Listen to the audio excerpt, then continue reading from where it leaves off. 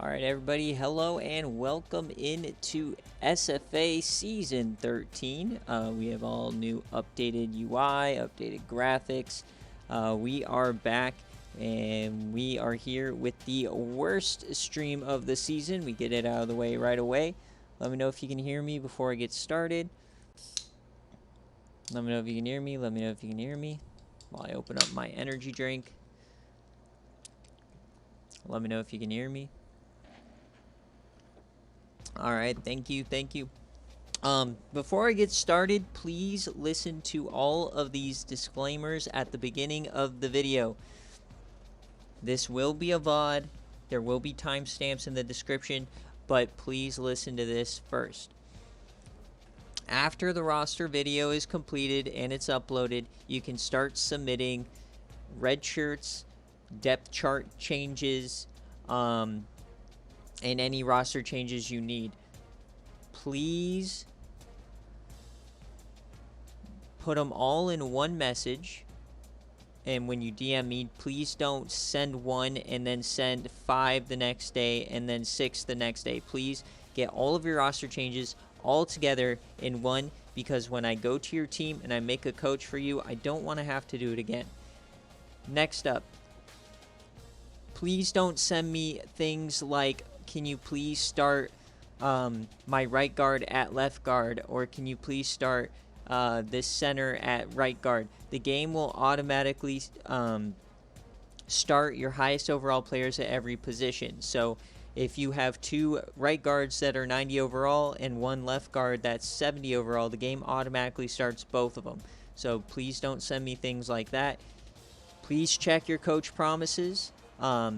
I'm not gonna. Nick. Last season he redshirted somebody he forgot about. I'm not gonna save you or say, hey, you should check your promises. It's up to you to know that stuff.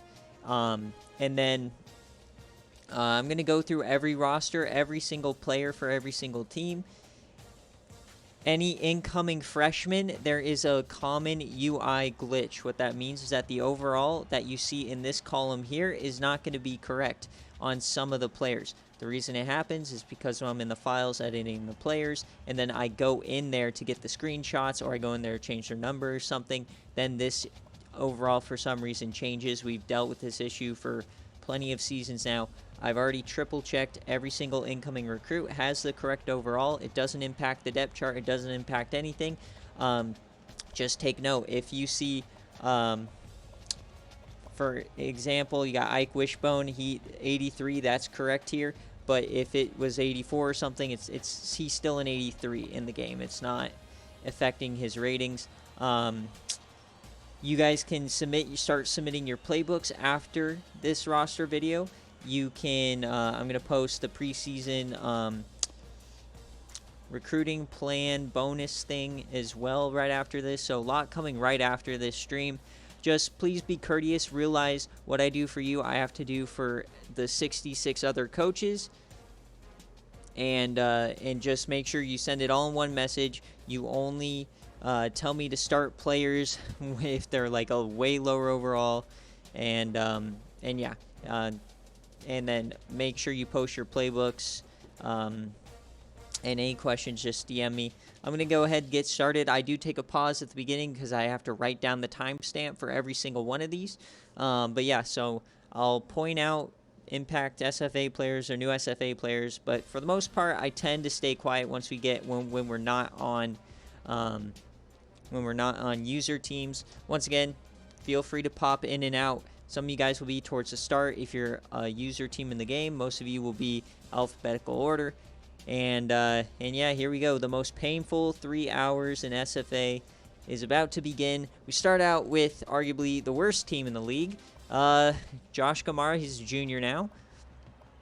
These are the guys behind him. Bowers. I make sure I do scroll fast, but you can put the video in like half speed or pause it. Here's our first SFA player of the season, Deshaun Prince. He is projected to be in the slot.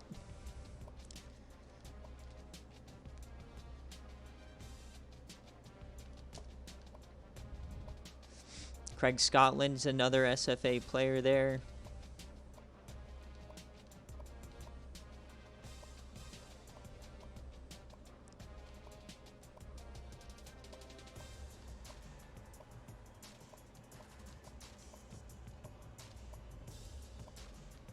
Taylor McQueen, got that dev boost. I've already input it. Some of you guys, I haven't inserted the boost yet. So because I'm waiting on finalizing the schedule before I make any more changes. Sebastian Janikowski. But I'll let you know the final. So there's Arizona's rosters. Now we go to Buffalo, the reigning champions. So Buffalo is 50. All right, so they've got quarterback Sean Hill now.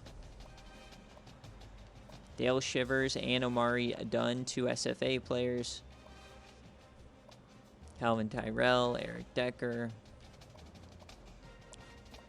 And this is the only spoiler I'll give you for the top 25 is that Buffalo is number 1. Remember, if you are the reigning national champion, you come out as number 1.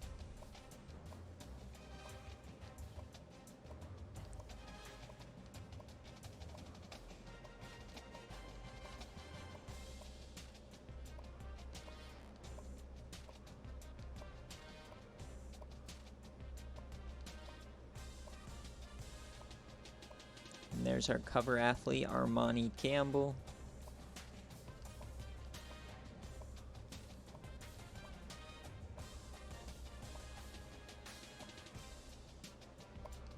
All right, East Carolina, there's my team, Christian Richard. Vanilla Vic, he's a 99.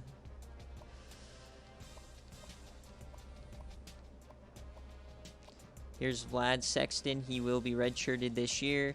I have to recheck my promises just to make sure, but I'm pretty sure that I'm going to redshirt him. Don Gerber's going to get redshirted. And then Josiah Bird will start on the defensive line.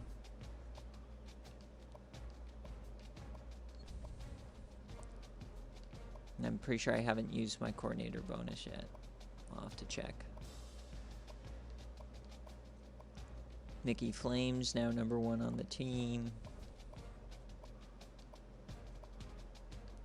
One more year of Kubiak, Quinn, Josh Anderson. Cool.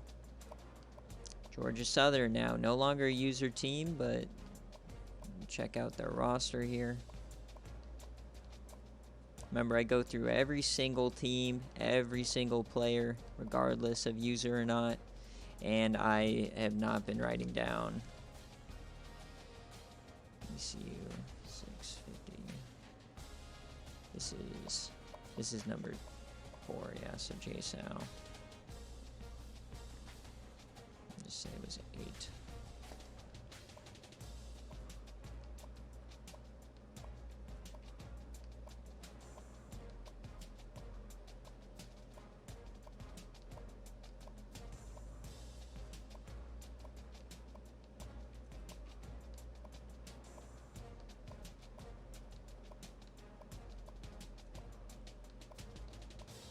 These are the user teams.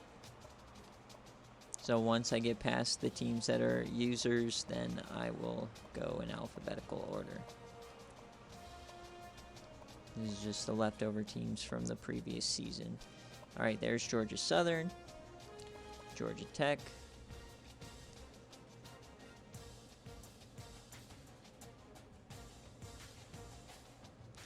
And I'm pretty sure I already used his boosts. Yeah, I already told him. So Schroeder's up to an 87.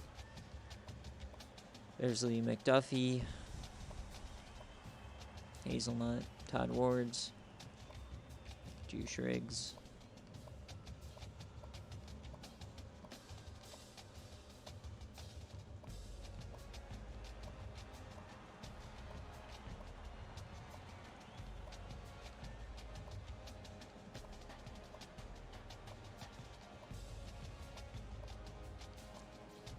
Chandler Johnson, or Chandler Jones.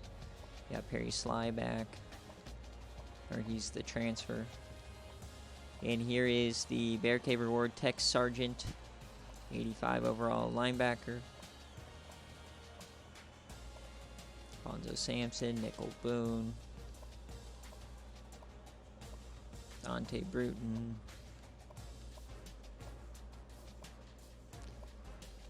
Alright, there's Georgia Tech. Iowa State now. New user. It's not Ron anymore.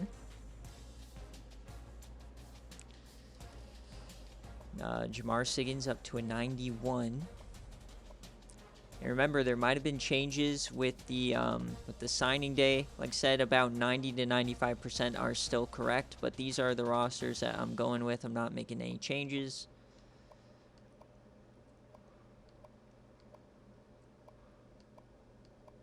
I did figure out the transfer portal error, and we'll make sure it does not happen in future seasons.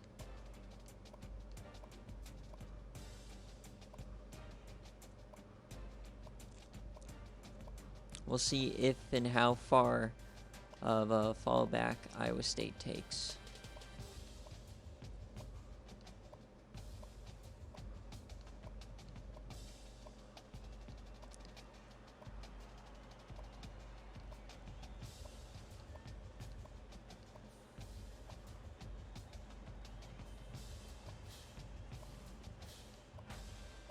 Yes, FSU is in. Oh, you mean in game? I don't know. The users have already changed so much, so I don't know. Because I had to change them for saving players from going to the portal. All right, Kansas. New starter Lance Hanley or Bryson Shant. It's a decision that Fink's going to have to make. He's an 89 speed. I will say I do like how the new recruiting system showing off the ratings. It's allowed me to make a lot more in-depth archetypes, and so it's not just players are super good. I've been able to like insert I don't want to say weaknesses, but I guess more personality into each player. So I think that's a lot better than how it was where every player was pretty much just good at everything. Now SFA players are going to have a lot more boom or bust potential.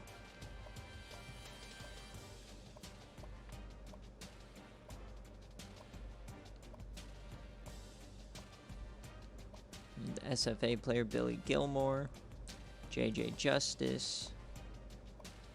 And we're going to try to get through these as quickly as possible. Patrick Chung, Bobby Copeland, Brandon Graham, and we move on. Michigan State. How will this team handle losing McNasty and a bunch of their top players? They got Jeremy Davis this year, and then a really good freshman, it seems, so I don't think that they're going to miss him too much. Already have a replacement for Banks, and they still have Calvin Johnson for a year, so I think this team is probably fine. Chuck Lamas is still there.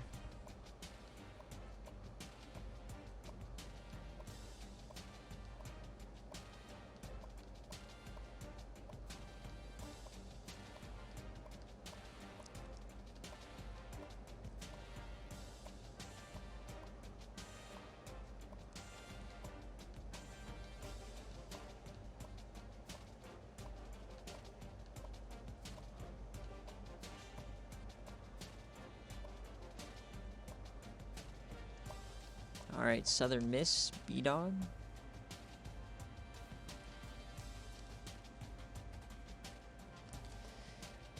D-Dow's up to an 88, and then behind him, kind of in trouble. You got Ray Rice, who jumped Hall in progression. Peyton Hillis up to a 75.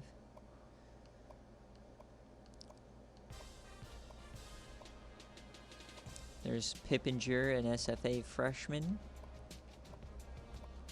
Bobby Joe Toot. Alfie Aford, SFA guy.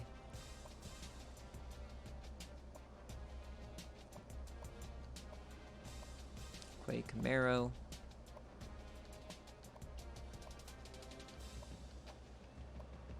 DeAndre Moose. Larry Toro. Kyle Hagelwood, SFA player. Mari Snowden, SFA player. Curtis Blaylock and Covington.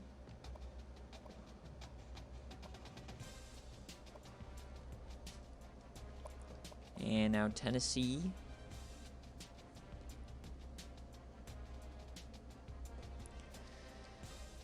We got Bishop Moore and Boss Hennessy.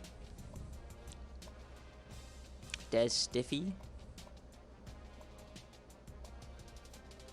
Beach, Dixon, Edwards.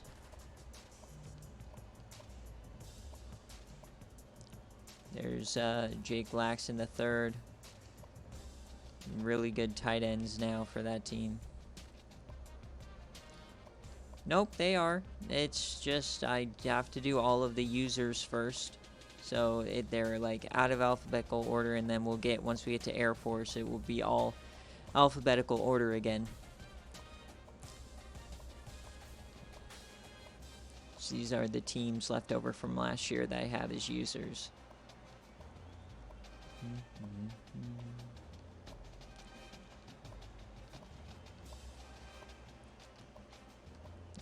Yeah, it's like weirdly out of order at the start. There's Taylor Sockrider.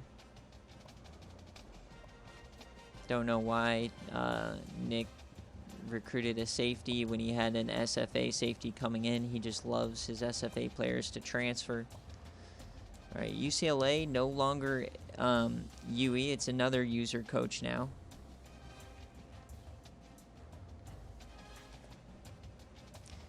Trace as a junior.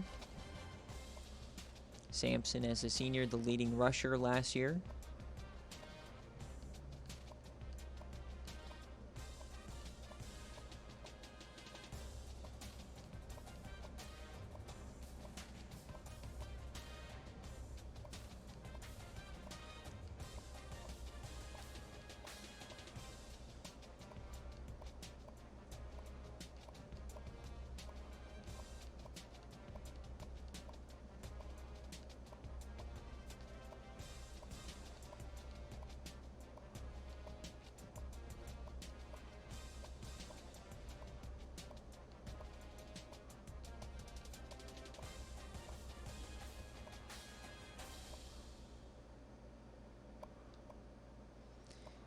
And we got Utah here now.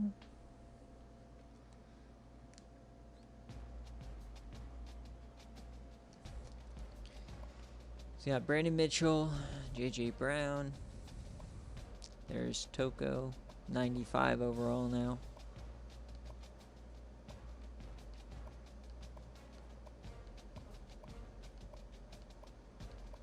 Besides one receiver, that wide receiver core is pretty bad.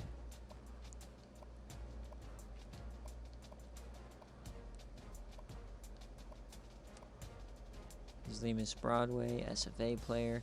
Fitzsimmons, he's an 81 and not an 82, so that's the UI playing a trick on you. Josh Blair still in the depth chart, number 1 slot.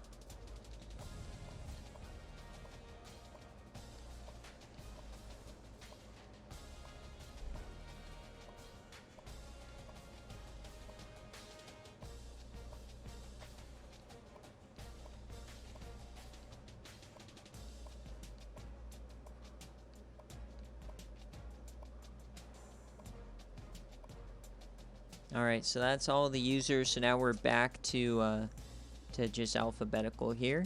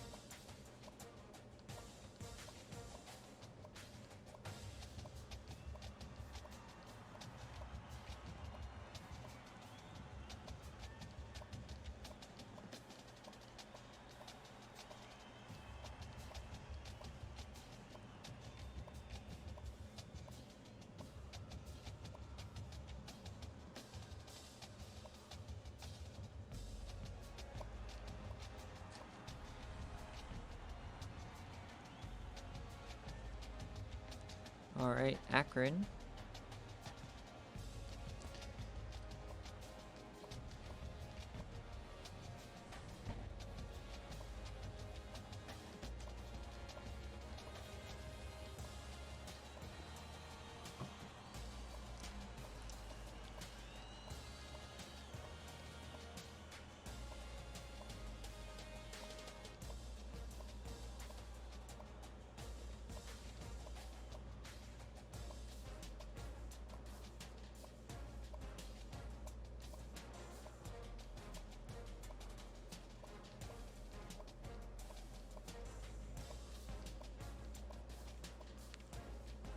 The users change very frequently. They get messed up every offseason, especially for the lower tier coaches who get fired every offseason, but that don't get fired in the server.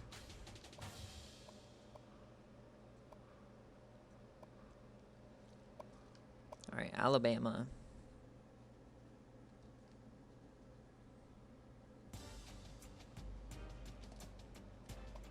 EJ Irons is back, SFA player. Mississippi Scruggs, SFA player.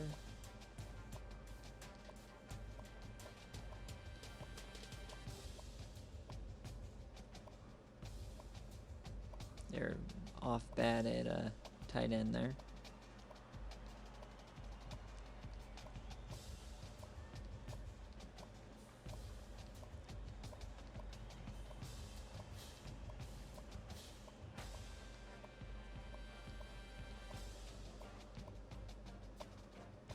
Forgot one. Jimmy Don Willie, SFA player.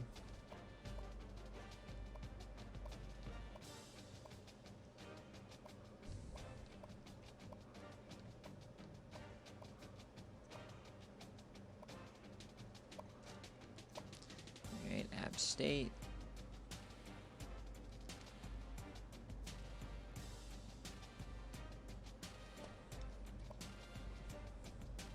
Flynn Saunders, Keely Radix. If he doesn't start, he's going to the portal.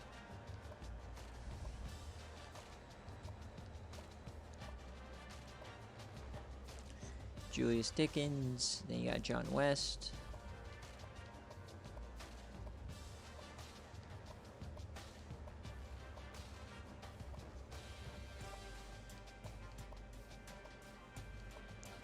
Very bad offensive line.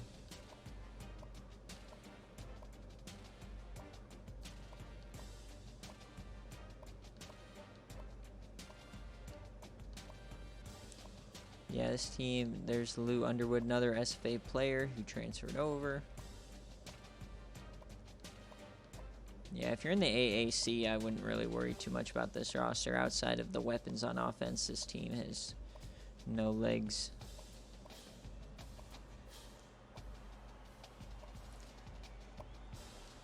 Arizona State.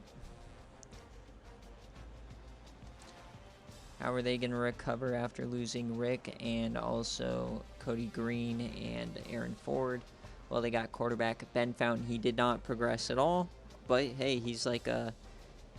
I guess he has 2 years of eligibility. I guess he's a junior redshirt. Didn't know that. I thought he was a senior. I guess he got redshirted last year with Georgia Tech. Seymour, Rafa Hooker. This team could still be pretty good. Taco Fall, his senior year.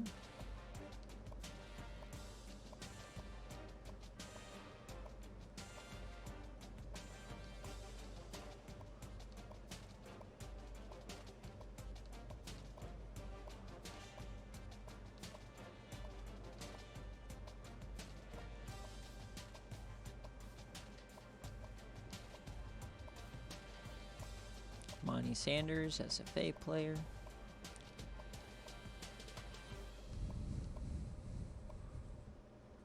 A new kicker. And yeah, so now we're going on to Arkansas.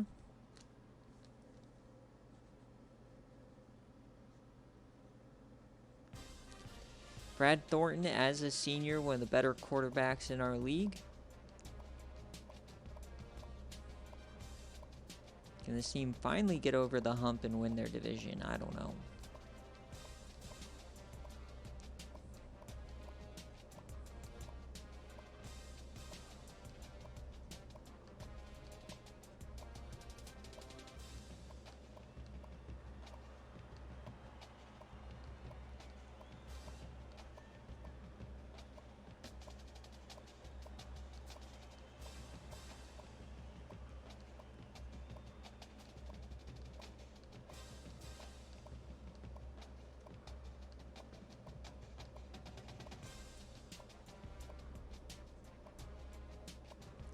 There's Arkansas. Now I got Arkansas State. Coach K's new team. And new quarterback, Gary Pruitt, the true freshman. You have 2 freshmen to kind of choose from. This team needs a lot of help. This is definitely a rebuild. Maybe have a couple pieces here and there, but this is not the same team they were last year.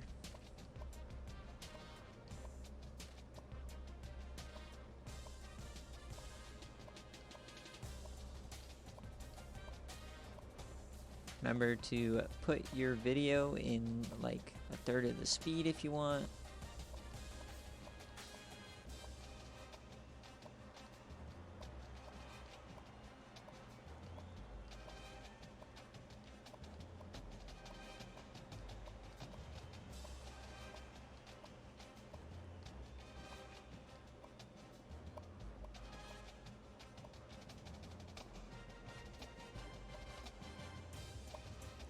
Army.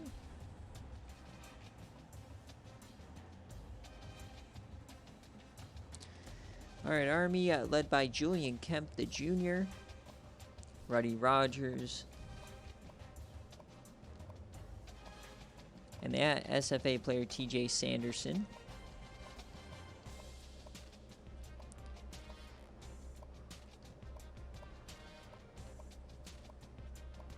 Offensive lineman, they have Buzz Modella, SFA player.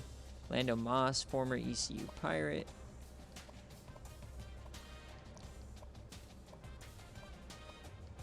Morton Hudson is an SFA player. Scooter Burdette, the SFA transfer. Remember, there are no transfer red shirts. Everybody will be playing. Kenzo Carter's an SFA player.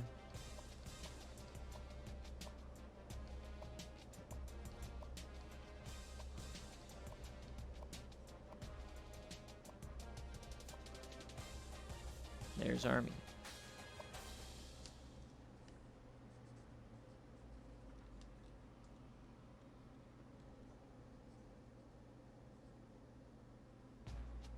No, I did not do UCF yet. All right, it's Cabbage's new team, Alfonso Jackson.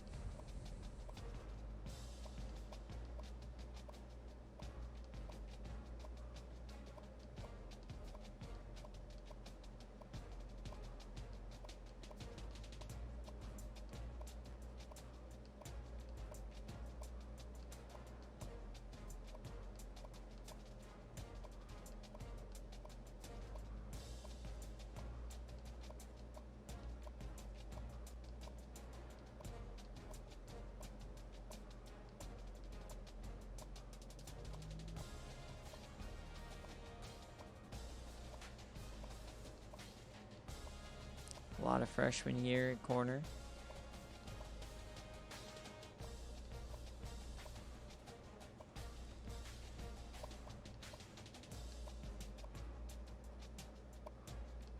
All right, BYU.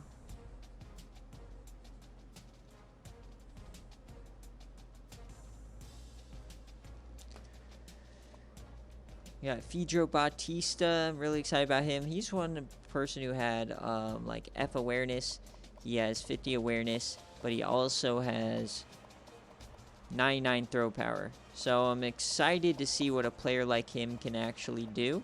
It's one of the new archetypes we are able to explore with this, with my new system. It's showing you guys the ratings. So that's probably the most exciting player for me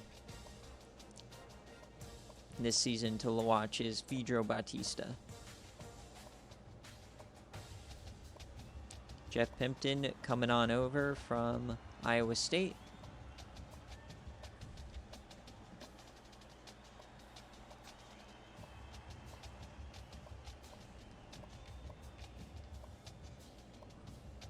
Molatu is an SFA player. Correa Pacchiori is the brother of Toko, and he is at his rival school.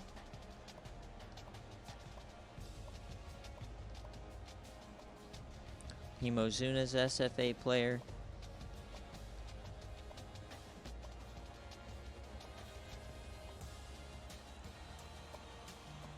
All right, Ball State now.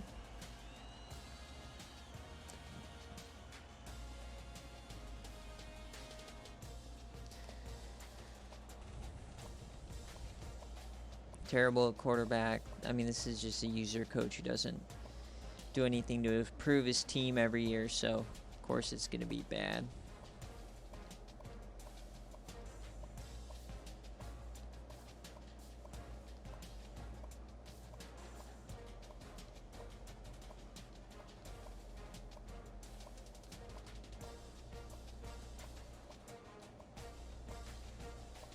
Remember, we are revealing San Jose State's new quarterback, the walk-on from the CC Sportsbook, a little later on here, once we get to the S's.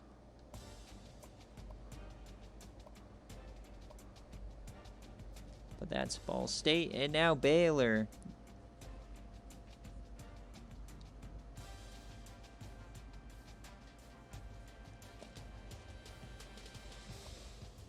Colt Brennan, 94. Eric Morris hopefully stays for them for the next season.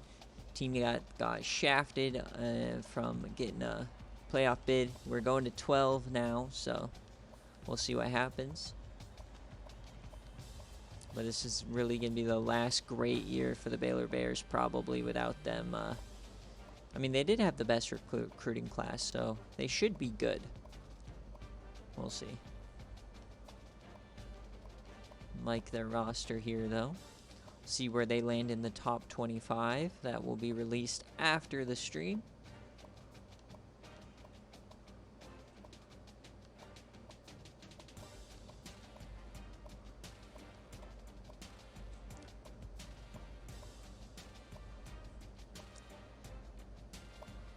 All right, Boise State. This is Coach Dune.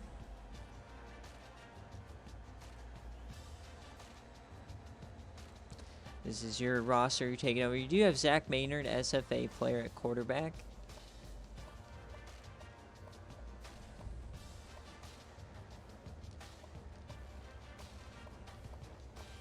And you do have SFA player Sterling Charbonneau at tight end.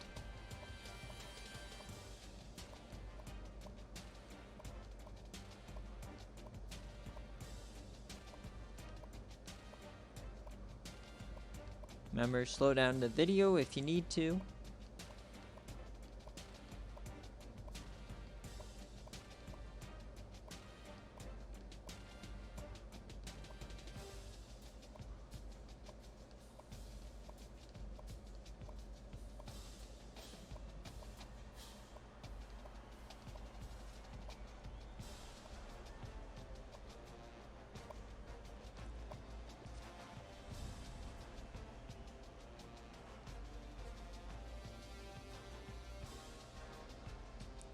All right, Boston College, they have an SFA player, Benjamin Cross, now as the starter.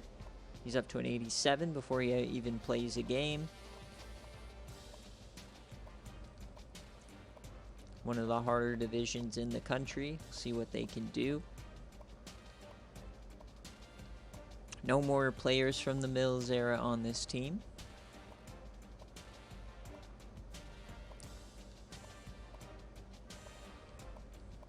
And finally shed that terrible moniker.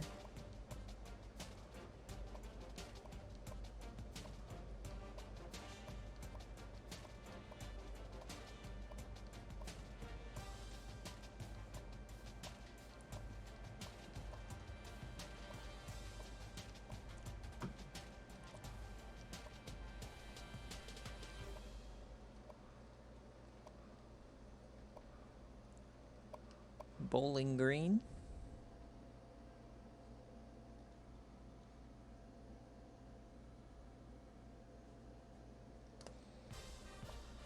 This is a place where I would consider going for a rebuild if I ever got sick of East Carolina.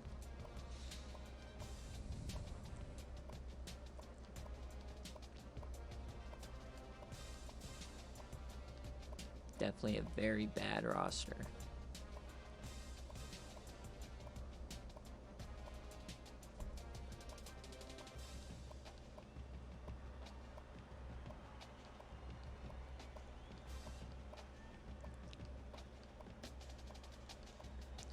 I go through all of the non-user teams just in case somebody does join later on in the season and they want to claim a team and they want to check the rosters. Here they are.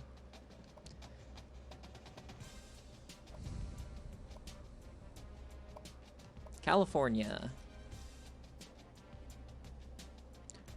Not a user, but they have one of the best quarterbacks in the country in terms of SFA players. Mr. Chad Blunt is now a junior, the lefty. Teams are turning a lot of their offense, but as we saw in the transfer portal, a lot of their defenders decided to leave. So we'll see if that impacts them this year, but I do expect the offense to be better.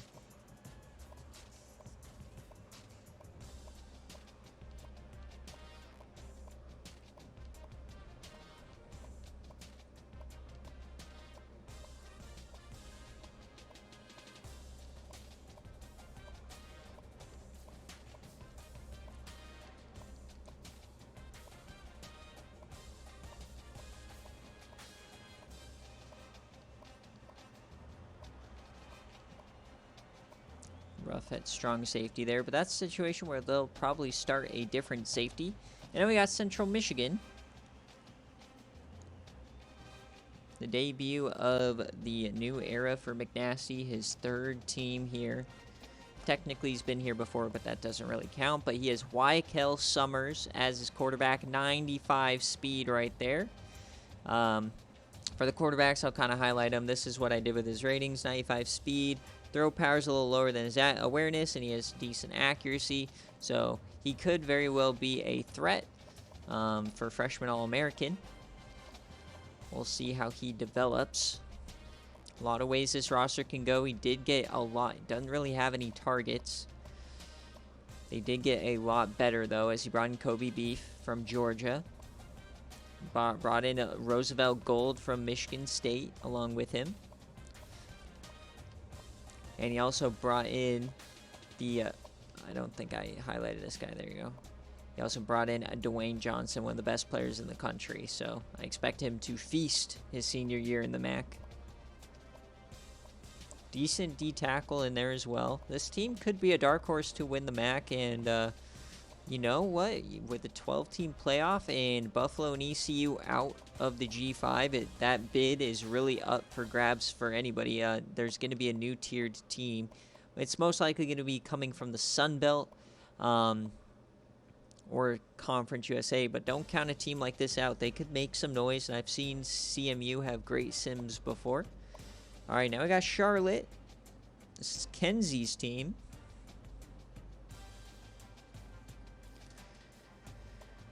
So John Presley, the transfer from Virginia Tech, is the starter, as it seems.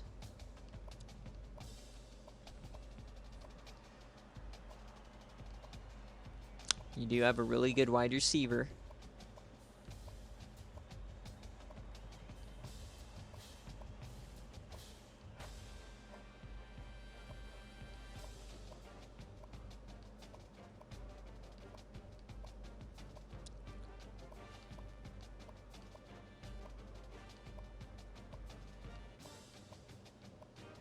Trying to remember who he used his money on in the portal. Sergio Okada is a recruit.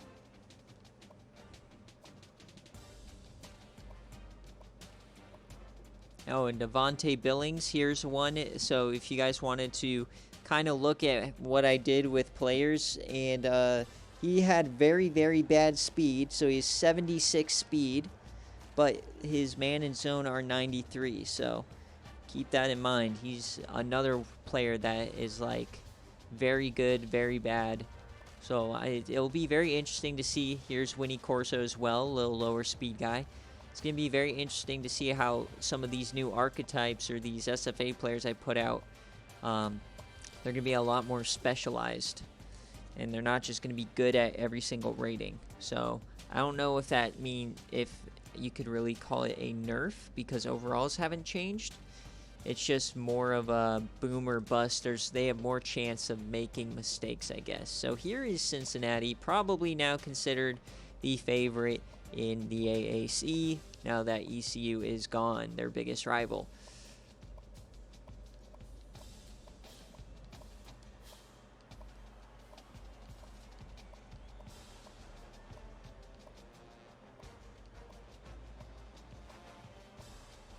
Remember, hopefully we are on track to have schedules released tomorrow. There's a couple things that me and Rick still have to change tonight, but they should be good.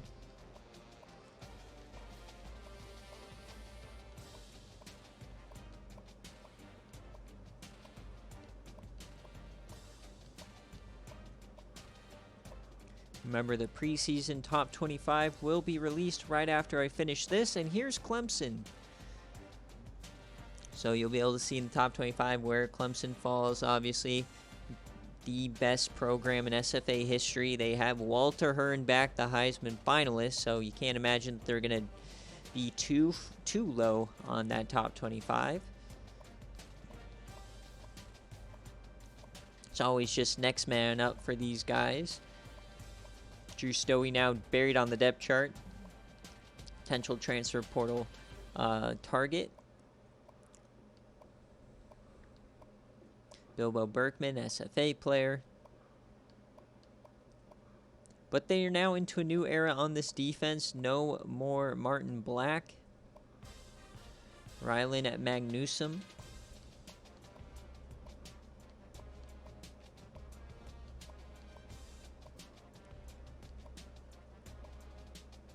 Robbie Wayne.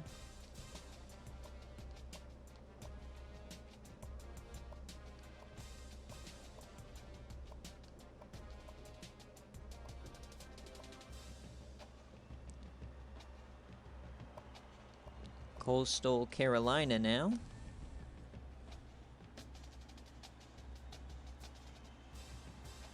CJ Irons got a big boost this offseason, 90 speed now. AJ Samuels now the top running back. Donovan Swanson, the transfer portal target from a couple years ago.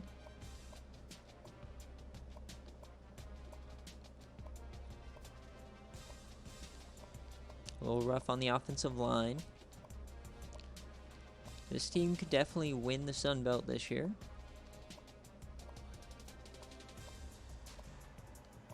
Percy Lockhart, new SFA player. DeMar Moon, another SFA player coming on in. Another guy low speed. See how that works. Quindarius Durr now the top cornerback on this roster. Dino Laverne, SFA player.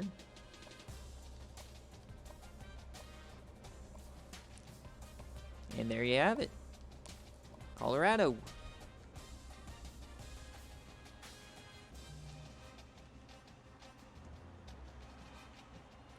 This is the player that got the biggest boost, Cade Condor, SFA player. But they are a new look on this team. No more days of Carter and Cale McCarr carrying them to the playoff. Anthony Cross is an SFA player.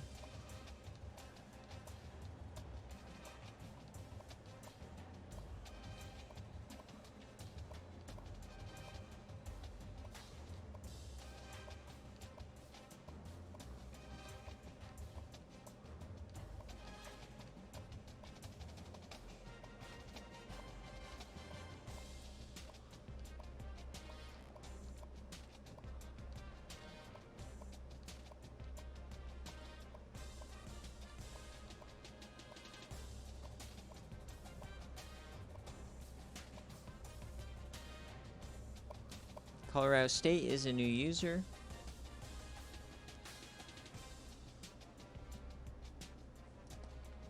So here's that starting roster. You got not much to work with. Bottom of the barrel team in the SFA. It will take a long time.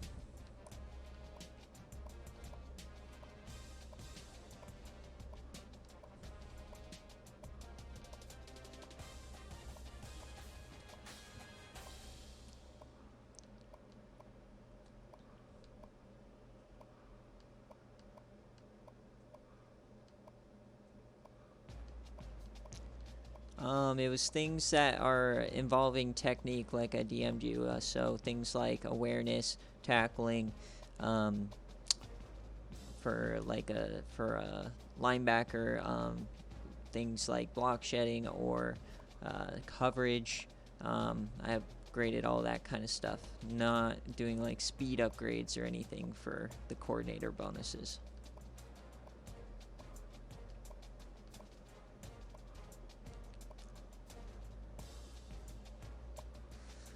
All right, Duke.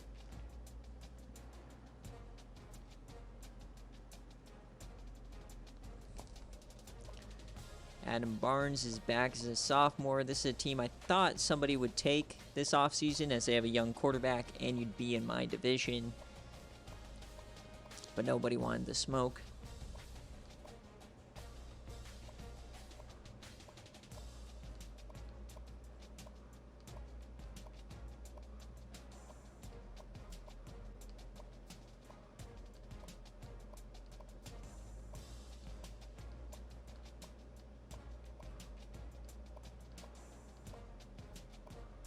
Luigi Guido, SFA player. Member VOD will be available later on today with all of the timestamps to go right to your team. So if you don't want to sit here and watch, perfectly fine. I don't want to subject you guys to the mental torture of going through all this. Alright, EMU, a new user. Well, not really a new user, but a new coordinator stop. Decent quarterback to start. You got James Brock, a good running back. So this might be a bit of an older team, but not the worst starting spot you can ever have. Remember, slow down the video if you need to. I have 126 teams to do. And then I'll get going on the requests. If I in the offseason, I respond to every request when it's done. So if I haven't replied, it's not done yet. So you're just pending as an unread message. I'm not ignoring you. It's just I have to wait for the schedule to be finalized. Otherwise, I have to void or I have to redo any changes because I have to go back to before the season so I can import it. Yeah, all that stuff. So. All right, FIU. This is Grady's new team.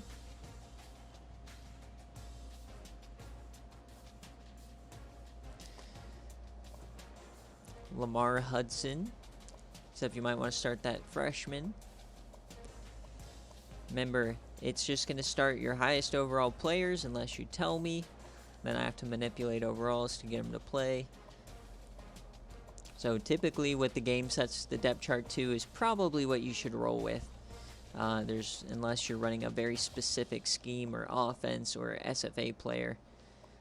But typically the base roster and what the game does, it's very good at giving your team the best chance to win, really.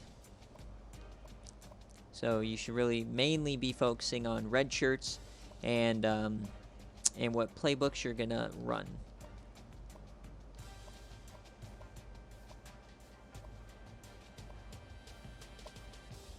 All right, Florida. After a down season, is Florida going to be good again?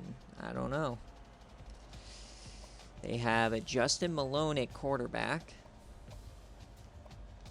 Bit of a worse team than we usually see from the Gators. They do have the wide receivers. They are dripping in wide receiver.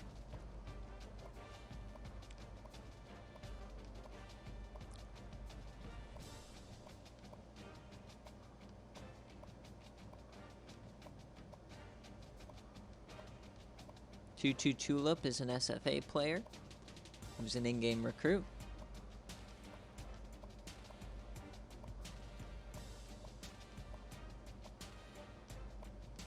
Really good corners here, at least the top two.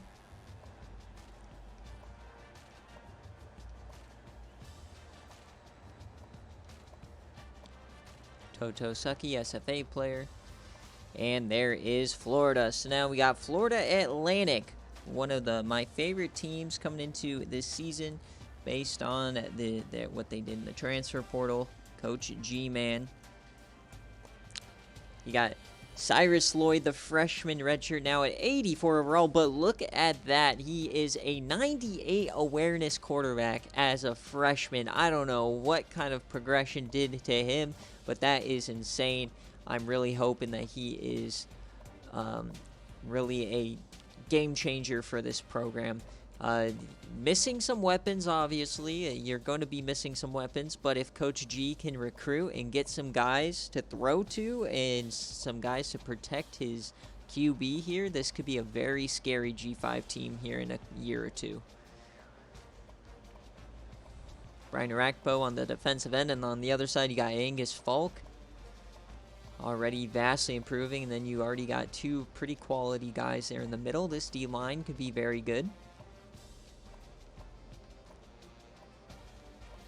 Linebackers, meh. Corners are meh, but hey, he got the pass rushers. That's all you need. And some decent guys on the back end. This could be a competitive team, maybe a bowl game. Florida State now. A team that kind of just went downhill last year since they lost that game to Clemson. De'Erico Claxton up to an 86. Running back Scott Hill comes back. Wide receiver Amonra Leuha, SFA guy.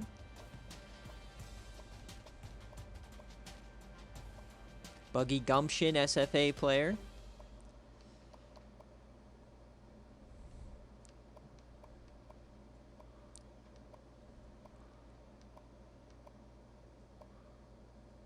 Yes, they had a very good year of recruiting, so we'll see. Not a lot of depth on the offensive line. Scott Bowman.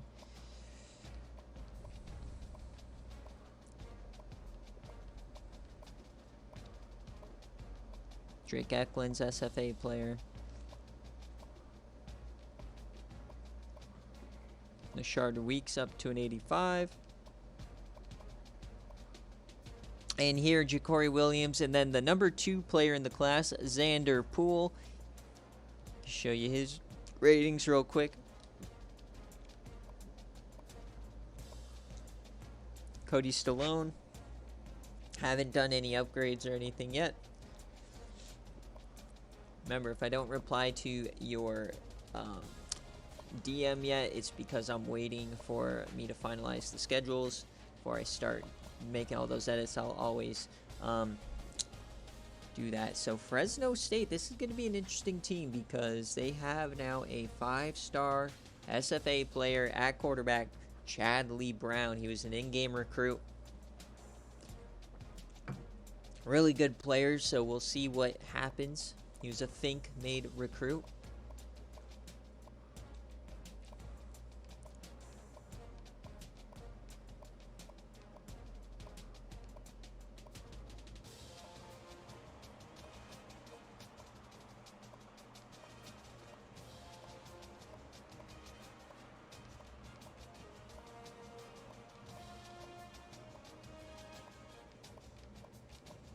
Definitely a contender for the Mountain West. So if you're a Mountain West coach, you got to watch out for Fresno State.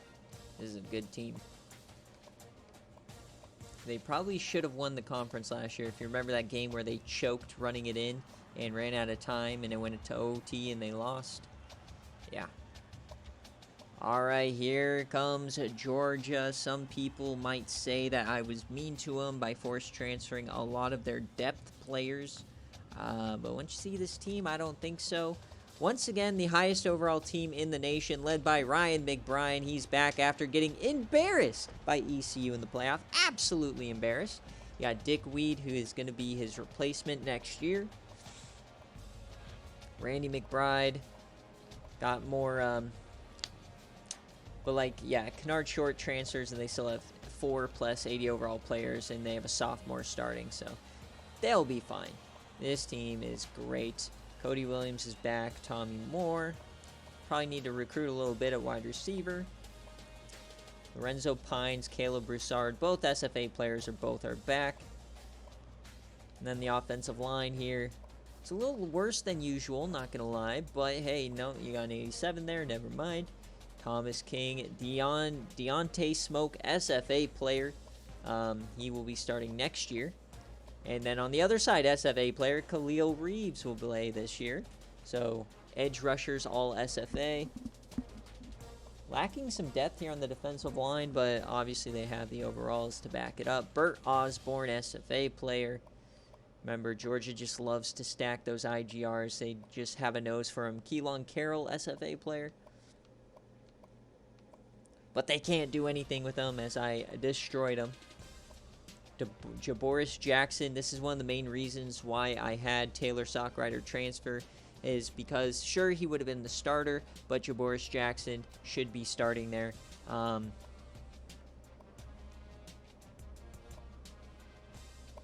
And now on to Georgia State.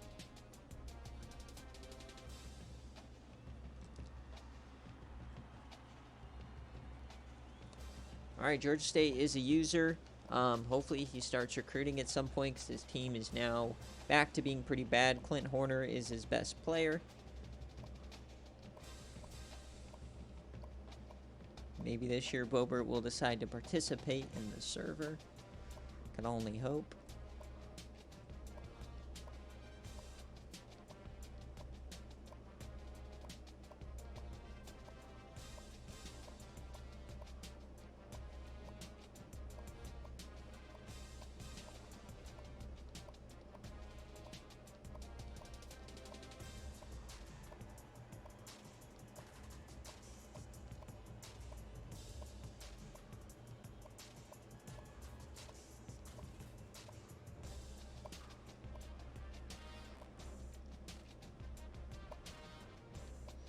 And here is Hawai'i, Coach Woolley.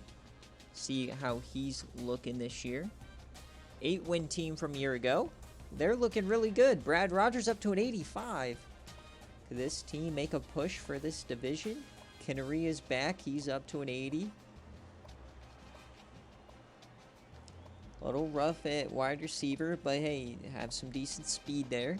Axel Brooks is back as a sophomore.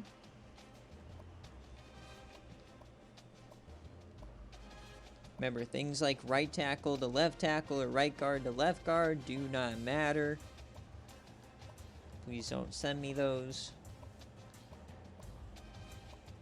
Defensive line is a little weak, but bigger budget this year for Hawai'i. Maybe they can make some more noise rather than just the one-player tactic he's been going with. Corner. And the moment we've all been waiting for, Keyshawn Clemens. He is the big bad safety coming to town. 95 hit power. That's what a little look at what his ratings look like day one.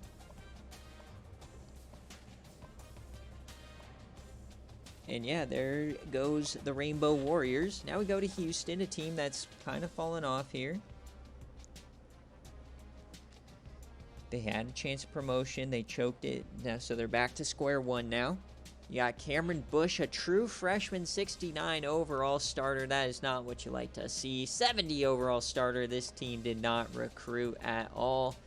Oh boy, Houston is down in the dumps. See, this is the reason why non-user CPU teams are very unlikely ever going to be promoted.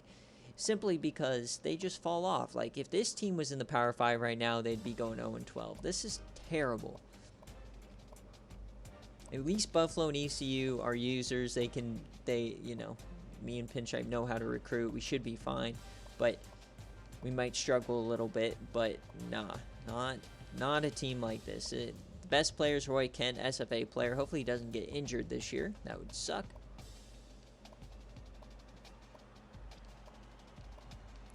Really good corner there, though. And they still have Tony Shaw as well. So good secondary, but the rest of it is dog meat. Moving on to Illinois. Speaking of dog meat, Illinois probably had the weirdest year out of any user in Season 12. A year that Flame would really, really like to forget. He's back with Tim Miles. Remember, I haven't made any of the changes yet, so... Patreon members or whatever, I know I need to change it. Remember, if I don't reply to your message yet, it's because I haven't done it. But Boogie Toes is going to get the starting job. Davis Holman, Eddie Royal. You start looking for some new SFA receivers, though. Offensive line, this is one of the better offensive lines in the country, as they got Nigel Pancake on one side. And then on the other, you've got Muffy Breastfeeder, the best name in the SFA. 99 strength. Xavier James on the other side. SFA guy. And then in the middle, Vince Wilfork. He had a really bad year last year, so we'll see what he can do this year. Al Marshman is a new player. SFA guy that he just recruited. Bud Peeler here is going to be left outside linebacker, 88 speed.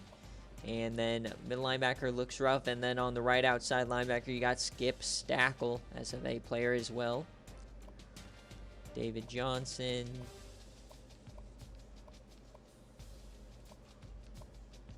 This is what the secondary is looking like. A team that should be pretty good this year. Guy Beard, SFA player. So, interested to see where Illinois falls in any sort of a ranking. Indiana now. Remember, top 25 released right after this.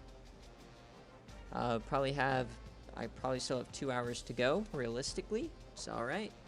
This is a non-user team, so I'm going to go through them fast as I can.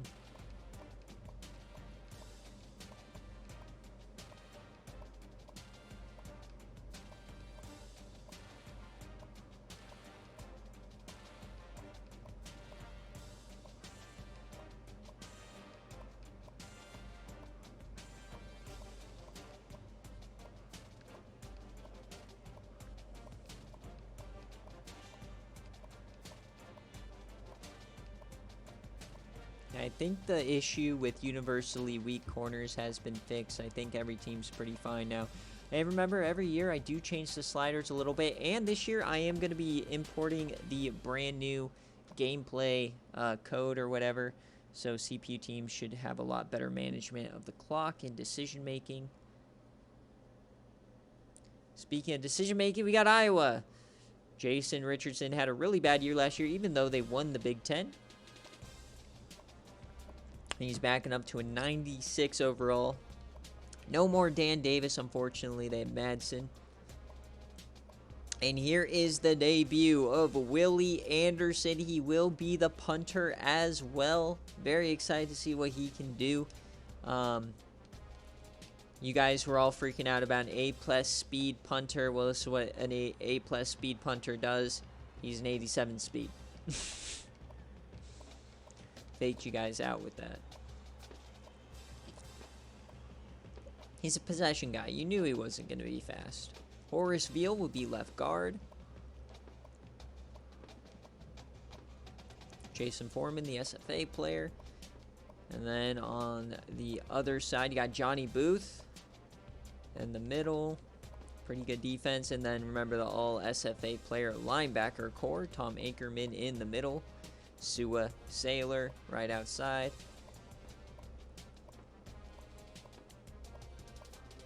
Then free safety, and then Eric Sweeney, the SFA player, over on this side.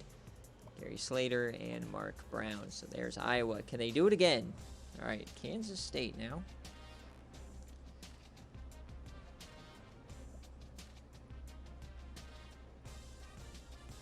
And you know you're in for a bad time as a team when your second best player is your star freshman. Oh boy. Sophomore starting quarterback. We might have a quarterback issue here in Kansas State.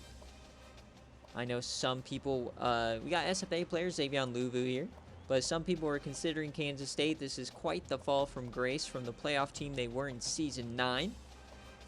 But they did get Gustafer Huckerson.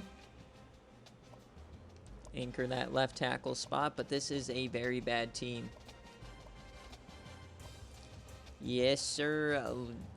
I mean, you're taking over a roster that just got one of our coaches fired for the first time in the new system. It's definitely not the best case scenario, but you still have some good building blocks over there.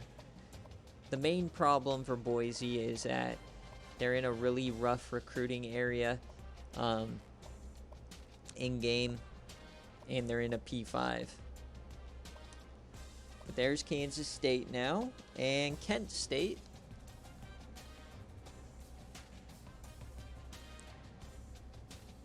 I take a second here, I'm writing down all of these timestamps. Andre Rushing, SFA, or not SFA player. There's no SFA players on Kent State.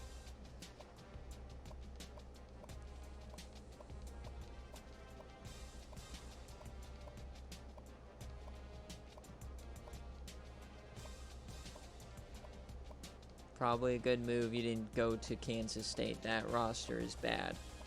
That's a rough couple of years to rebuild. It's doable. It's just not going to be...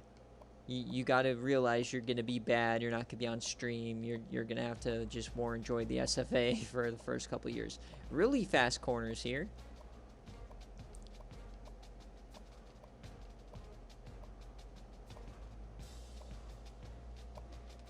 All right, Kentucky.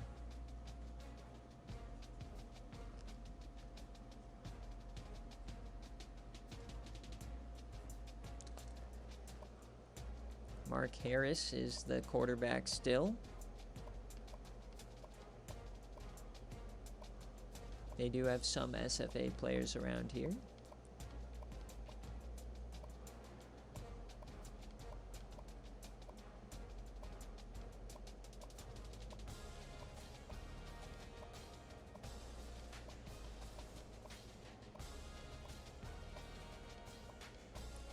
Killins is an SFA guy.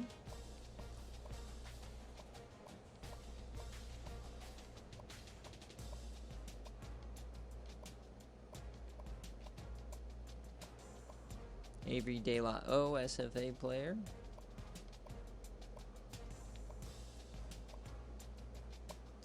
LSU time. So Llama is up. Start off with his new quarterback, Grant Davis, as Joe Munoz declared. William Keller is back. Got Terrell Pryor, and here is the $1 million man, Deshaun Nevers. This is what his ratings look like. I don't know if he's worth $1 million, but we'll see. He is going to be the slot man. Tavion Galloway, finally the starter.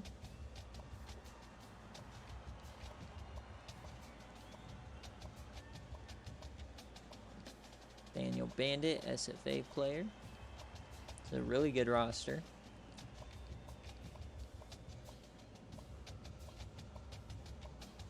Ash Cookman, SFA player, committing. He will start as a true freshman, so that's kind of fun to see. Don't often see freshman starters for these bigger programs. Mumu decided to come back. Redshirt senior year, he will start. And they did lose the safety, Cassius Dreyer, to Buffalo, so they have Jamar Wilson there. And we're moving on. Louisiana.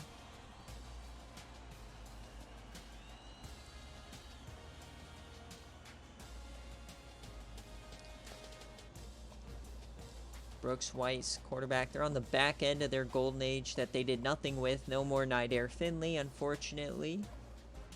Shane Ocho, it's his last year. He's an SFA guy.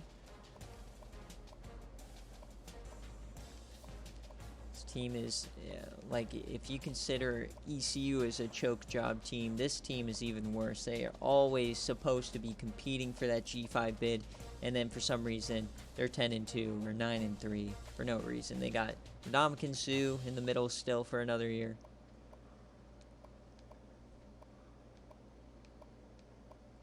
And Bobby Chalk transfer from Ole Miss. Top corner now.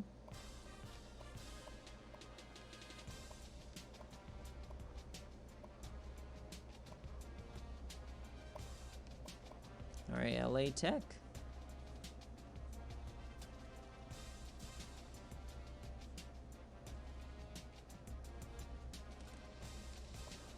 Young Sung Bung, the redshirt senior SFA player, 5'10". See what he can do this year, if he can do something. This team is also pretty bad. I don't foresee them doing anything this year. But I am normally always wrong, so we'll see.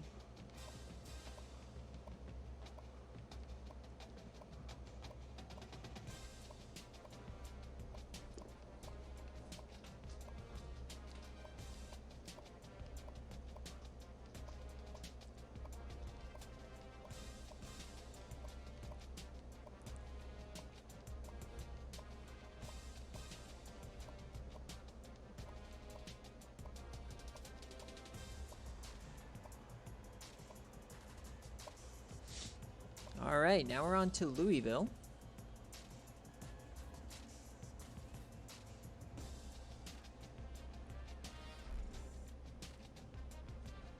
First team ever regulated or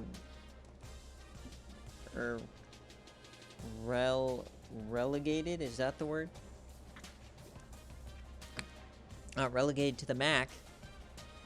So let's see what this team can do. I mean, could they run the MAC with this roster? I don't know. Maybe they could probably compete pretty well. We'll have to see. It is an older roster.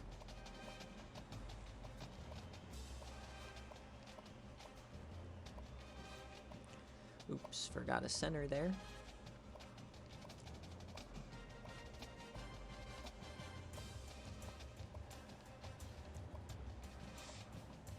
Remember, slow down the video if you need to.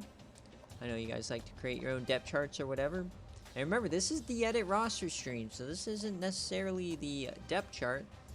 This is just all of the positions.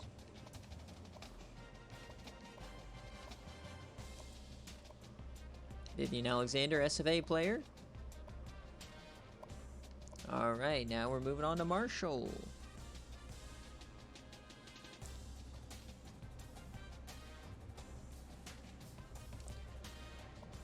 All right, ooh boy, rough job at quarterback there. They weren't able to fix that. The Marshall coach, in and out of the server. I don't know. We'll see if he's cooking or not. Doesn't seem like they're cooking much. Probably one of the worst teams in the AAC.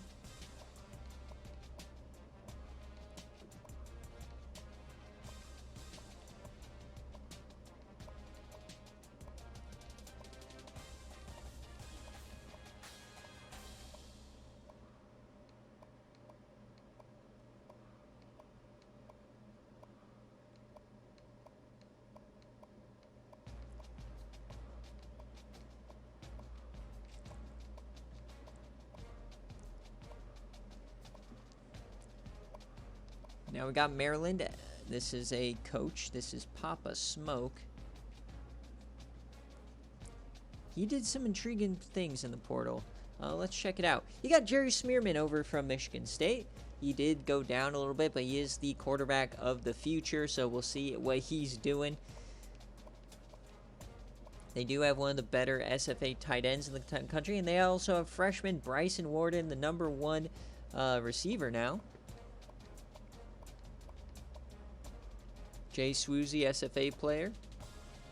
Tank Brinks on that left tackle. This is a team that could be a dark horse to win some games. It's a good team, or a good offense at least. We haven't seen the defense. And this is another transfer guy. He will start. Brandon Cochran. That's a transfer from Old Dominion. Filling your holes. That's the name of the game in the SFA. Looks like he's done it pretty well here. I don't see any position that's super down bad. Linebackers are pretty weak.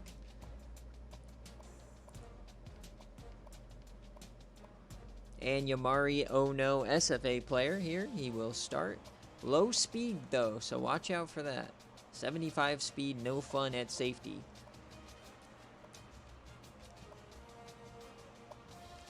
Memphis.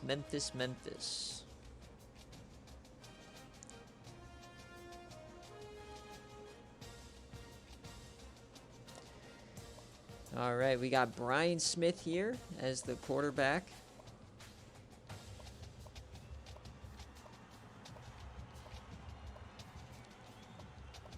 This team's kind of rebuilt themselves. I mean, not as good as the team that made the playoff, but pretty usable roster here for a new user if they're interested.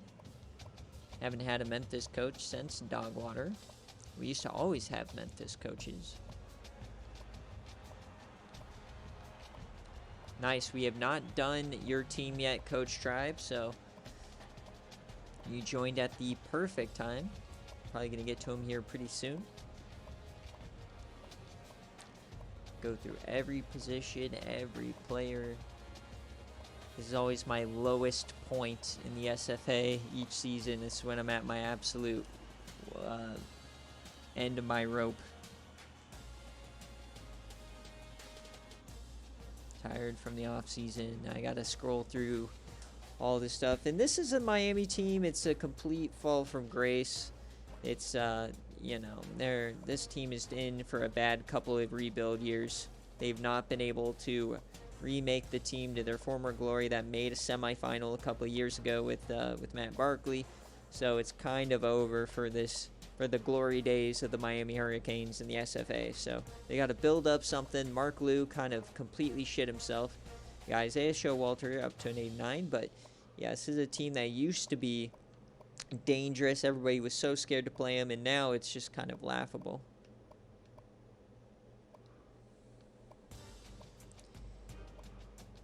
Yes, McNasty, I went through your team a little bit a while ago. I went through them actually at the 37-minute mark, so if you want to go find that. They do have decent corners. It's a waste of a corner class on a bad team like this. But yeah, this team is bad. If I lose to them this year, I'm going to be super salty. Bad team. Miami, Ohio.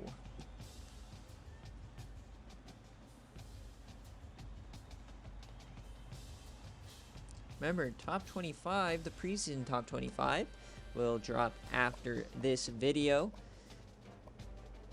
Miami, Ohio is another team that's kind of had a fall from grace. They used to be pretty good.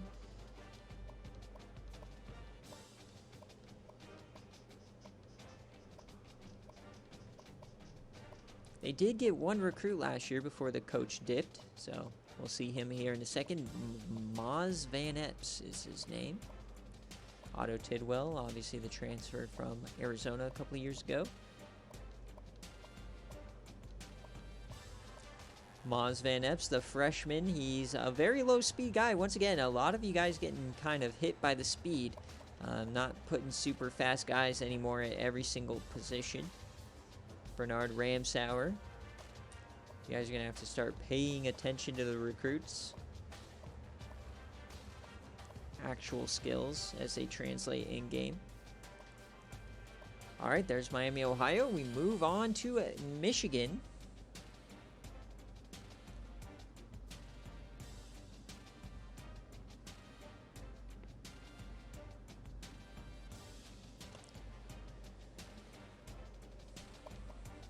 So they have a new quarterback, Jason Givens, now. James Strauss is still the running back there. And this is a team that's had the roster. They just haven't put it together any of these years yet. So ever since they lost Devin Gardner at the early days. They got Frankie Brickshire, SFA guy. Seth Chung right there, SFA guy.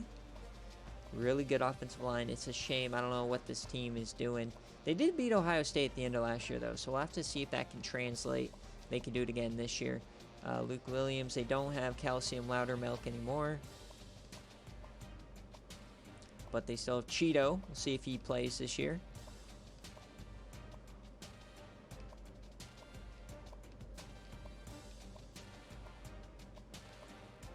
Then you got Brody Byron, SFA guy, starting. And there is Michigan. All right, MTSU. This is Chelsea's team. She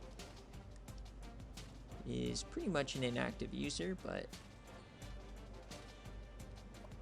Flipper Masters up to an 83 overall.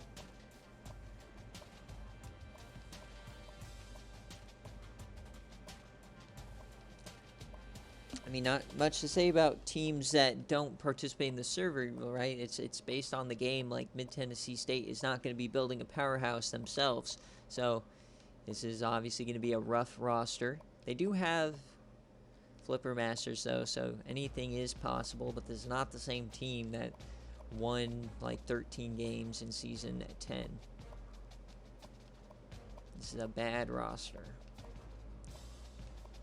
76s, decent corners, honestly, for the AAC, so maybe they could do a little bit something if they don't get hit by injuries this year.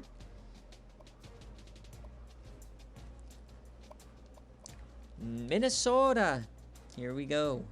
Jay Jetta's old team. How hilarious would it be if Jay Jetta's faced Minnesota in the 12-team playoff and he lost?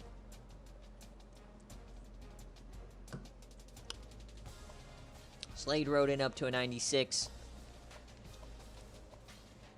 Rashawn Bailey up to an 88. This is a good team now. It's funny, as soon as Jay Jettis leaves, the team becomes good. You got Jude Abraham, you got Devin Hester.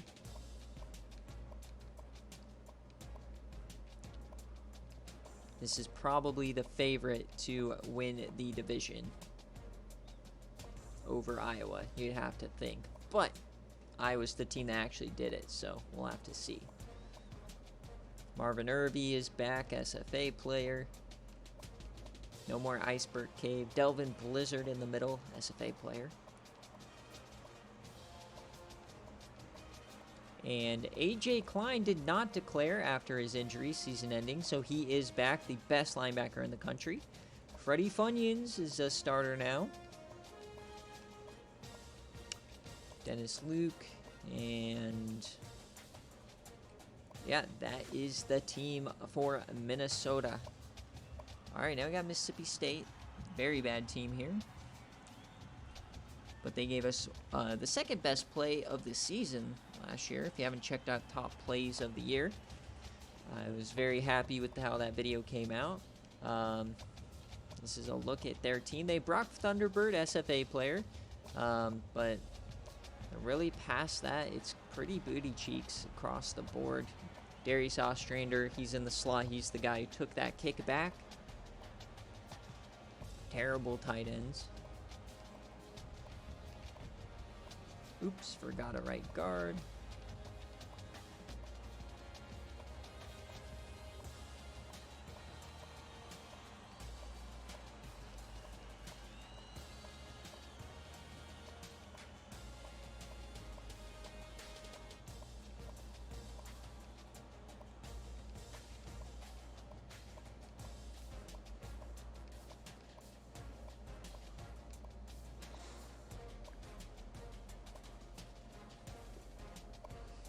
All right, now we got Missouri. So, Coach Tribe, remember, if you've DM'd me and I haven't responded, but I'm pretty sure I got one of the numbers changed, but if you respond to anything else, the changes haven't been made yet. But this is what we're looking at. Terrell Hunter is the new quarterback. Jamar Cronin, the starting running back. Cyrus Disco, SFA player, second guy. Remember, feel free to go slower if you need to see what's going on. Justin Hines, the transfer from Georgia, big time.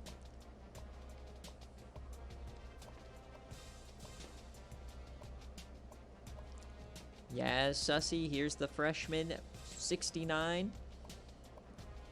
That overall, I don't think it's correct. Remember, there's UI glitch with overalls. Harrison Hood's back, SFA guy.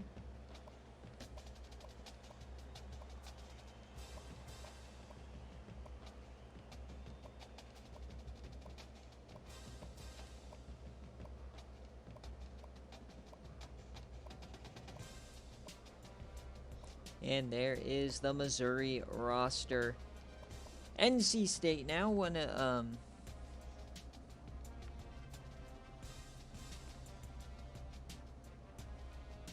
shoot, I did not write down the last one. Hold on. 125, 14. You got to build them. That's the fun. All right, NC State, team that nobody ever wants for some reason. I don't know why nobody likes this team. No users ever choose them. They are a pretty good team. They made the playoff in season 10, got beat by Ohio State. They had the Heisman winner that year.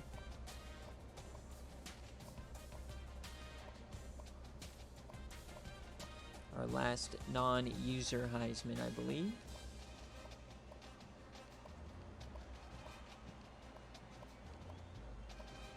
Kobe Cobble.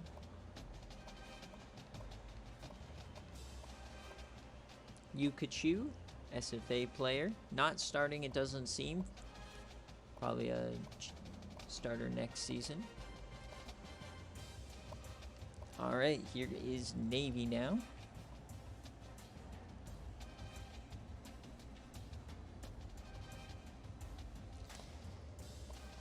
Sammy Baugh transferring from Louisiana Monroe and then going down in the progression. Rex Oslin transfer from Boise State. Bernice Cesaro, SFA player that was already on the roster. The bus from this season, so Lenny Fowler, 70 overall.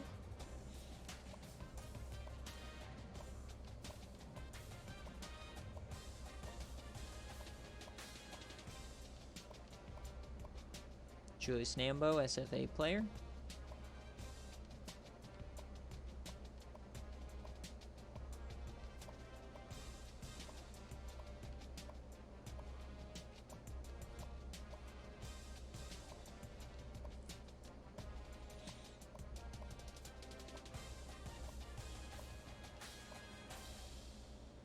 Yeah, I did Cincinnati a little bit earlier on.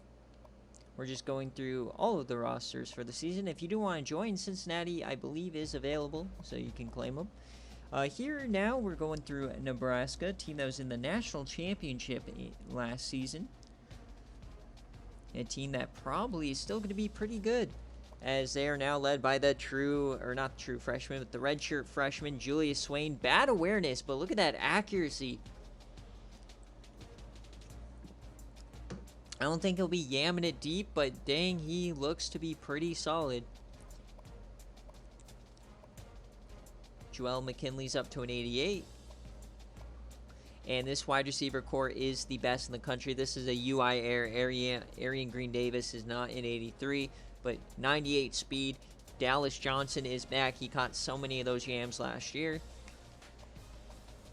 Rashiko Johnston, SFA player as well. Probably get redshirted this year. Matt Moore is back. Coach Chewy looking for redemption this season. And it looks like he'll still be able to compete, even though he lost one of his best players in Paul Sanford. You got Dictator coming back, a 91 overall now. Doug Duthie, the freshman. Jerome Everclear up to an 81. You got Travis Massey. Middle linebacker is rough. Ricardo Henderson comes back, 86 overall. Quentin Appleby, the transfer they stole for $40K, is the #1 corner on the roster. That is a huge, huge addition. That fire sale over in Iowa State, they got a piece of it. Just keeps them in division. Then Brandon Alford, everyone's favorite kicker. Nevada.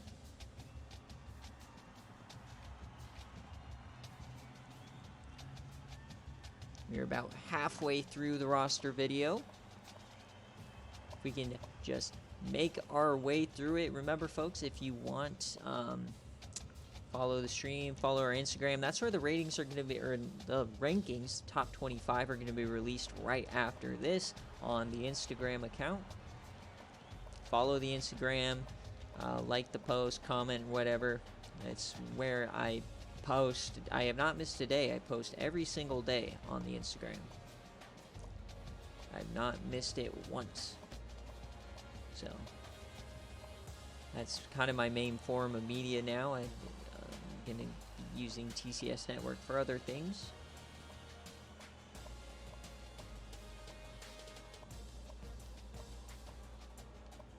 Rico Valdez is an SFA player.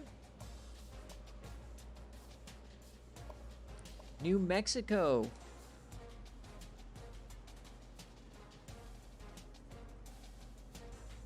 He got fired from Boise State. Now he's in New Mexico.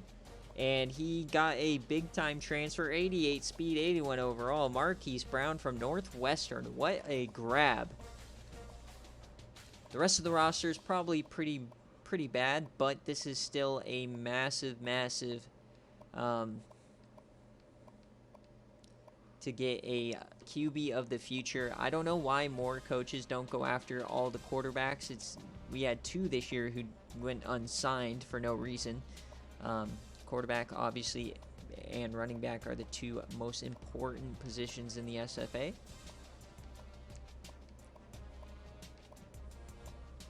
Roddy Domino is his freshman in the middle there. He was a athlete. He decided to put him at middle linebacker.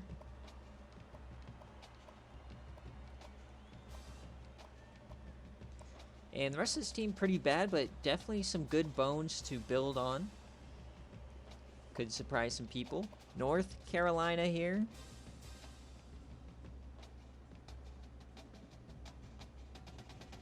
They got locked out of the ACC championship because of a tiebreaker to Miami. This is Syracuse Brio's second year at UNC, so 99 overall quarterback. Expect him to have a day. But the starter now at running back is Stanky Leg. I've been waiting since his freshman year for him to have a starting role, and he finally does. He was at Clemson, then he transferred to UNC, sat a year, and here he is. Stanky Leg is the starting running back. I hope he has a fantastic season, that we finally get to see him in action.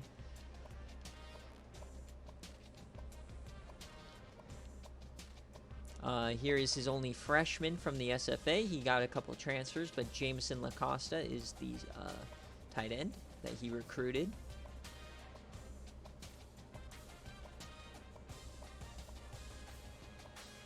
Then Jabari Stratford comes over from the Iowa State fire sale. He is going to be the starter at left end. Joseph Poe on the other side. And then Troy Oxford, the transfer from Ole Miss, coming over. Syracuse Brio likes to big dick the third day of the transfer portal, and he got 2 studs out of it. We'll see if this team can compete in a very, very competitive ACC. The ACC is by far the best conference this year. So we'll see what they can do. Now we got D-Sleep's roster. And there he is. First look at Kyle Brookins. We'll see him in a second, but they're led by... He has a QB controversy now. Tony Martin and May are pretty much the exact same player here. So he has to decide who he wants to roll with. He did get Oscar Branch, a transfer from LSU, but it doesn't look like he's quite ready. Taquan Twiggs, the SFA player at running back. Got Trey Durbin. Ryan Parrish, the transfer from Oklahoma, going to North Texas. Shannon American.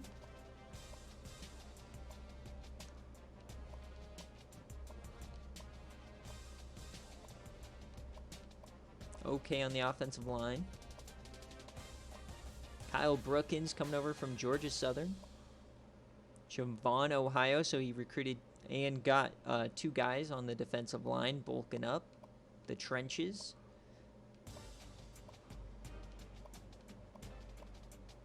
Shea Dickerson as a sophomore starter. Very, very thin here at corner. He has Enzo Woods, the SFA player, starting at safety, coming over from BYU. And what looks like, once again, a team that I like. I don't know if they can really do anything in the Conference USA, but we'll have to see. It's still a fun roster.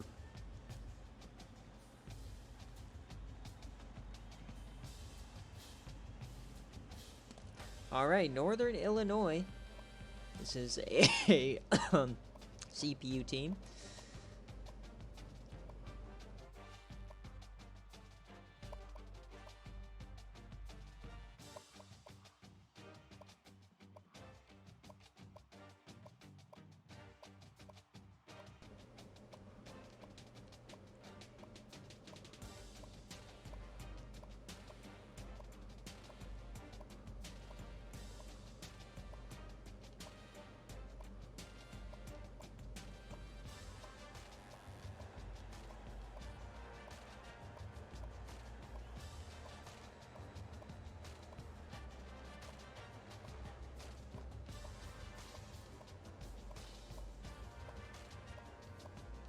Just another CPU team here.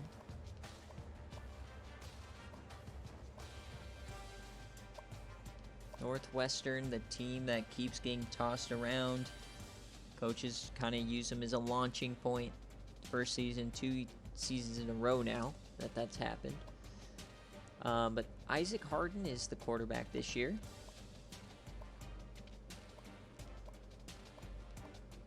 Seeing what Mushbrain left. like a team that pretty good, but probably not competing for the division.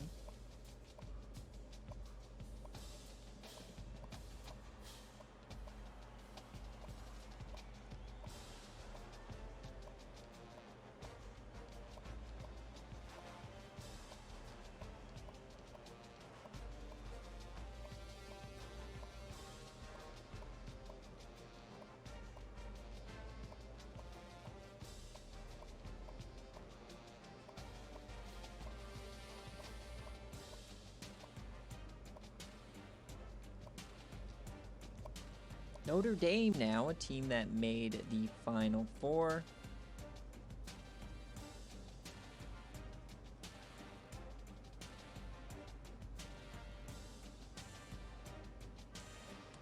How are they holding up? They got to replace the quarterback. They now have David Smith. Running back is Lauren Robertson, so still good there. Wide receivers still got Peter Woods, largely the same team, so I have no worries about Notre Dame really being all of that worse than they were last year. Offensive line is a little rough. Donald Brown is back. Donnie Donowitz is back. They're poised and ready to make a run. Now remember, with the 12-team playoff, they're guaranteed to have to play in that first-round game if they do make it, because they do not have a conference championship. So that's one of the downsides of not being in a conference. Craig Cook had the interception to put away Clemson in that first-round overtime. Taco Hallahan is back. So replacing quite a few key pieces, but still largely a very good team. Now we got Ohio. Coach Black.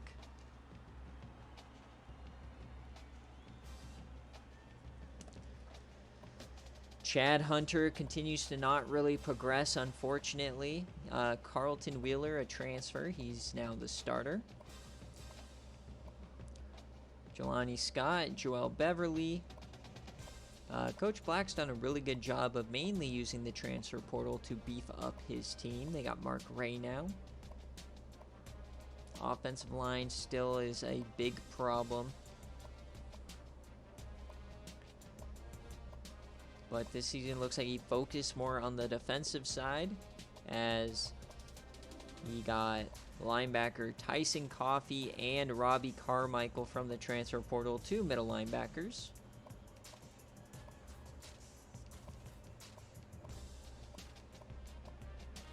He also got Derwin Fields-Crook from San Diego State, 78 overall.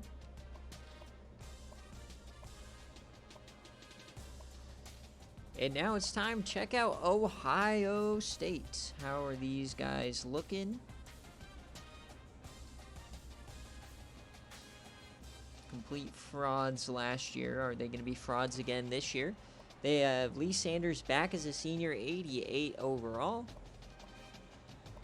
Malik Nicholson is back. He's been very disappointing for this team as that 99 speed guy.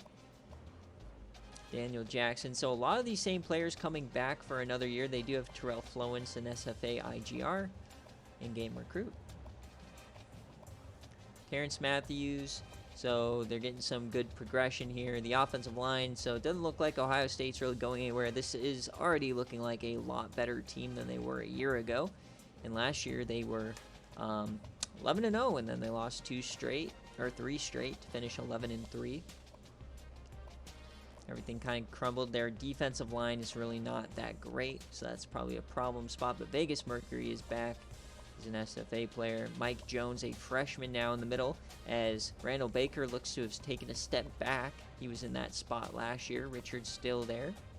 Ashawn Storm, RJ Ware, two SFA guys lead this team like they did last year, and then Harris and Perry Stevens, the same duo, return. All right, now Oklahoma State. No, we'll go to Oklahoma.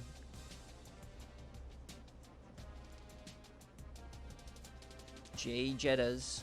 See what his team looks like this year. Led by Terrell Remmers, 96 overall. Remember, I still don't have your request for your running back, but Gus McFeeters, the redshirt freshman, 5-star from last year, will be the starter. You got to tell me who here you want to upgrade. Probably going to be Price. You just got to let me know. Cheddar Biscuits, 81 overall now. Wide receivers, you got Blake Stratton. And then the Bear Cave reward player, the number 1. Todd Honey, 87 overall, and here is what his ratings look like. Trying to become that replacement for the guys that he used to have. Very, very good player. So we'll see what he does with that. 91 speed at tight end is pretty good, I gotta say. Madden Proctor returns. Offensive line is a little rough, but this is a 99 overall offense ranked in game, so yeah, do with that as you must.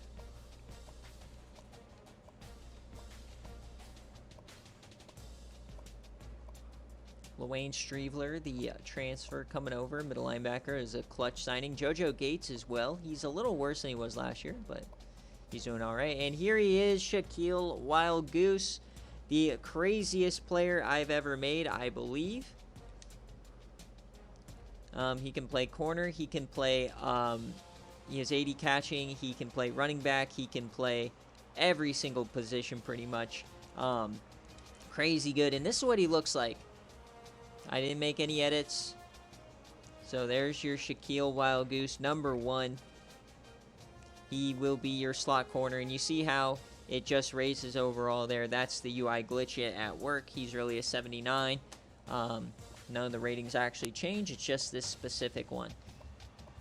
So that's what Shaquille Wild Goose is looking like. Jay Phoenix is the starter. Andrew Sendejo is back after an injury. So this defense, I mean, it might be everybody's kind of pick, but I think Oklahoma could be good this year. I know we've been saying that for a while, but now on to Oklahoma State. And Coach Fett, can he finally figure out and find a way to make some success? He's been here a while now. It's really time to put up or shut up, and he's got the quarterback to do it now. You got Stequavius Gates, the number 1 quarterback in the class. You've seen him around here. Check the ratings. 90 throw power, 80 accuracy, 75 awareness. A very, very good start. He is a pocket passer, though, so not a lot of speed. But he still, when he does carry it, he has very high trucking and break tackle because he is a beast. Tough guy to bring down, so we'll see what he does this year. And then they got Cornelius Fuqua back. He had a great game against Wyoming last year. Tyreek Asher is now the number 1 guy. He was a recruit for him in season 11. Bad at tight end. Let's check out the offensive line. Question is, can Oklahoma State compete with the likes of TCU and Baylor and Kansas in that division? I don't know. It still might be a few years out. In the middle, though, they do still have Deuce Withers, SFA player.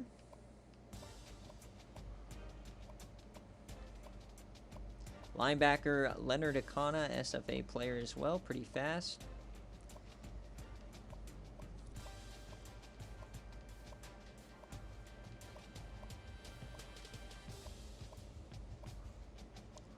And yeah, that's Oklahoma State this year. We'll see if they can do something better than they did last year. Old Dominion now. This is Skyflyer's new team.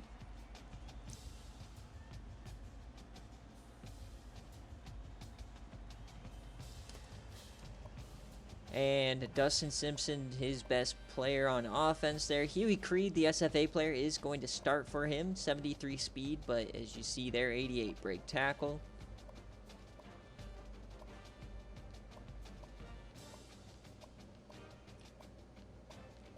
He can return this team to their Marcus Mariota days. You got Morris Bledsoe here, so really good tight ends. You can run some 2 tight end sets. You'd be set.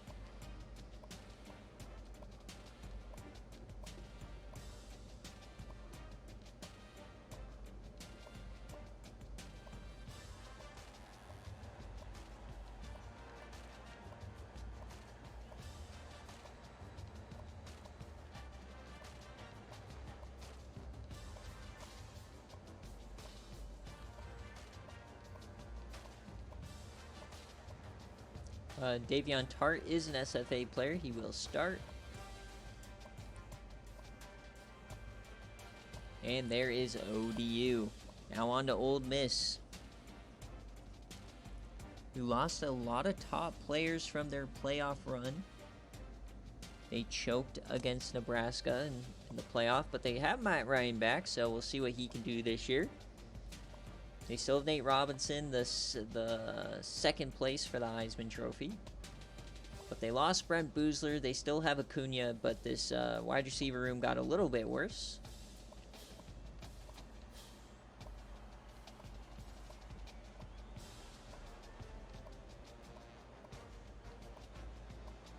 That center looks pretty bad, but the rest of it looks pretty fine.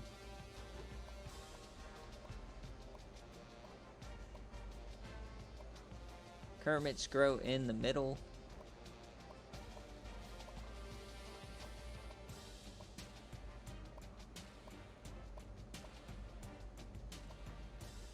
Miles Ricketts, SFA player. So that OP class they had in like season 7 is now down to Eric Whittle and Ricketts.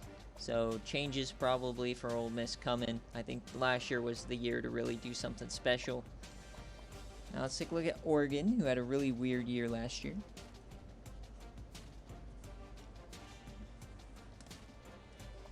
Led by Craig Gaines, a senior here now, so they kind of regress there. They still have Bo Jackson as their running back. Not an SFA guy, that's just a generated name. Really good wide receivers, though.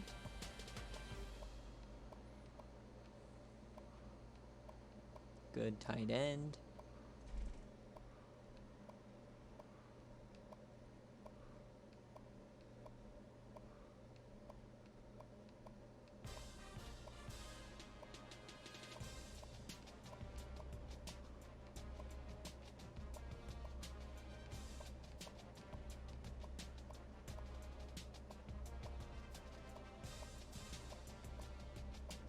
Worse than they were last year, so we'll see if they get ranked a little bit later on here tonight. And a lot of pings are coming here tonight. I have quite a bit of stuff to push out, so just so you know. If you want to be... Alright, Oregon State is a new user, so let's see what he's cooking. Brent Perkins seems to be a quality guy. He's only a sophomore, so that's kind of a nice little weight lift off your shoulders. You don't really have to think about quarterback year 1.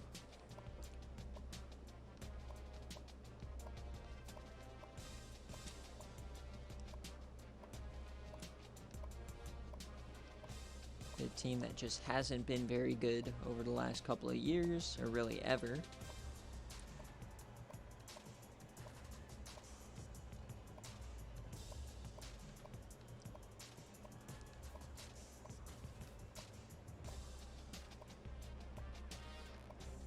And very bad corners. So a lot of them are freshmen though, so it should get better over time, but that is quite scary.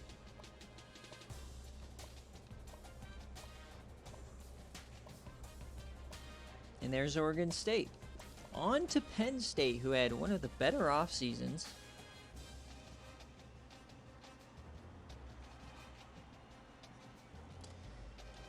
They got the transfer from Tennessee. Dudley Steele is now the starter. Kennard Short, the transfer from Georgia, is now the starter.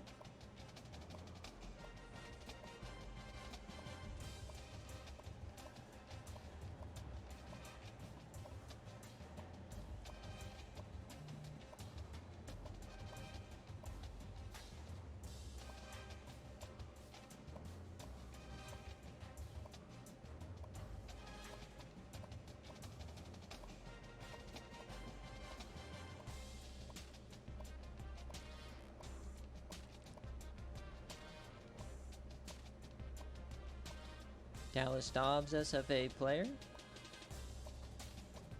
Terry Jones, SFA player.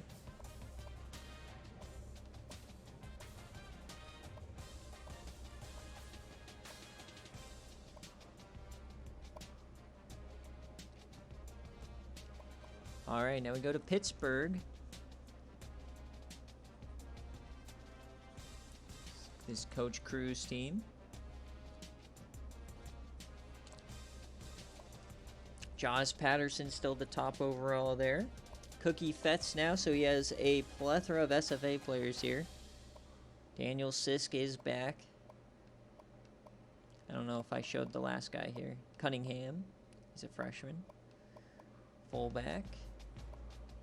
Wide receiver, they could probably use some help here.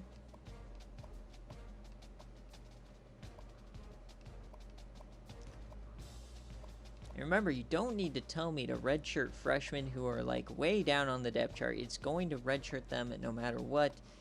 You just need to tell me the not so obvious redshirts, like somebody who's in a starting role or somebody who might be number 2 at a position. But if you're telling me to redshirt guys all the way down here, it's going to do it itself. Clooney Bolton, SFA player here, freshman. Deshaun Fellows, he stole from North Carolina. He's going to be a starter. And then you got Rafi Spriggs as a junior. Like their linebackers. Could be better here in the secondary, but that's all right. And yeah, that's Pittsburgh. Purdue.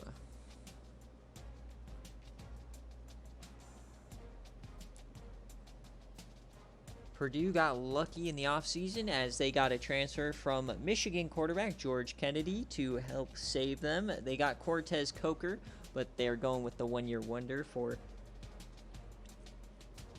Kennedy.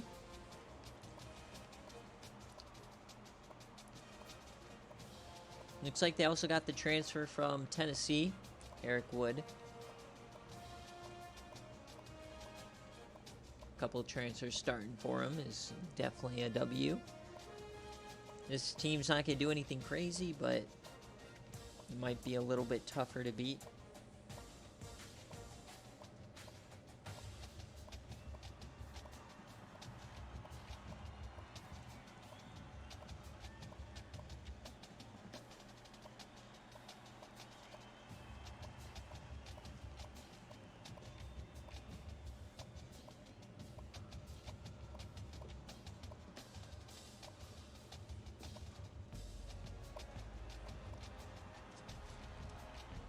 On to Rice.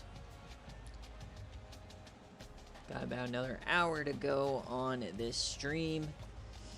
Danny Sanders. This is a CPU team.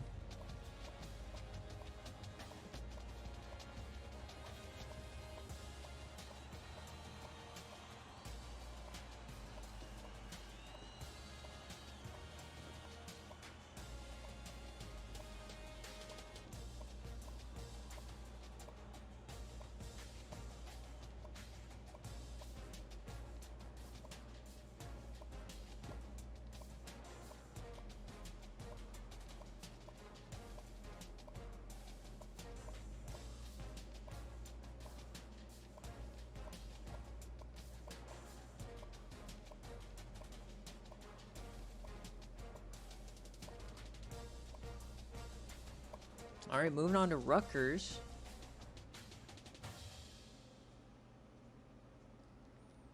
I had a chance to beat ECU in that ACC championship, and they completely choked. Matt Campbell's back again, so good quarterback's been there for quite a bit. Rashard Mendenhall back for one more year, so this team could actually be quite good. Is this actually the team to beat over Cincinnati? It might be down to those two.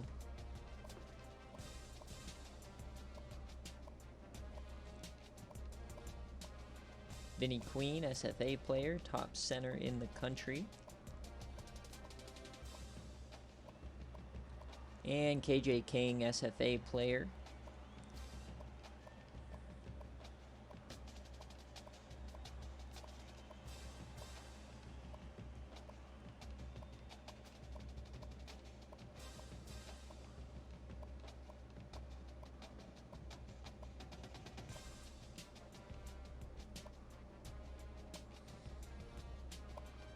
SMU, they have a new user joining.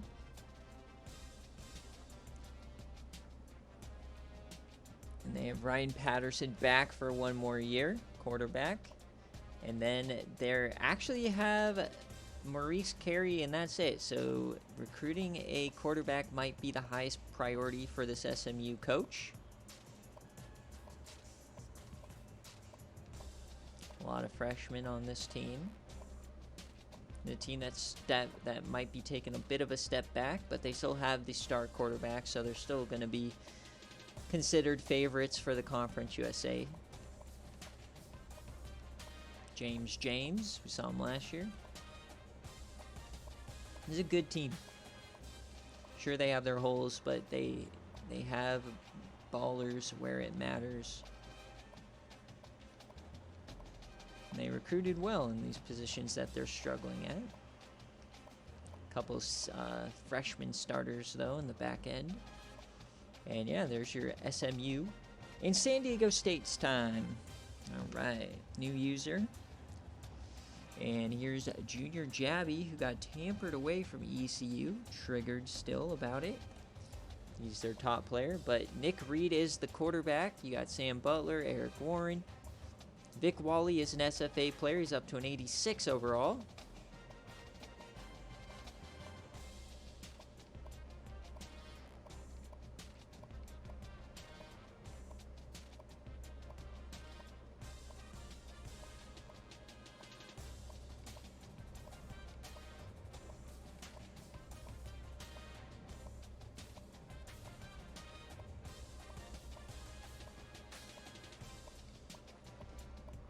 No more players from the McNasty era are on this roster.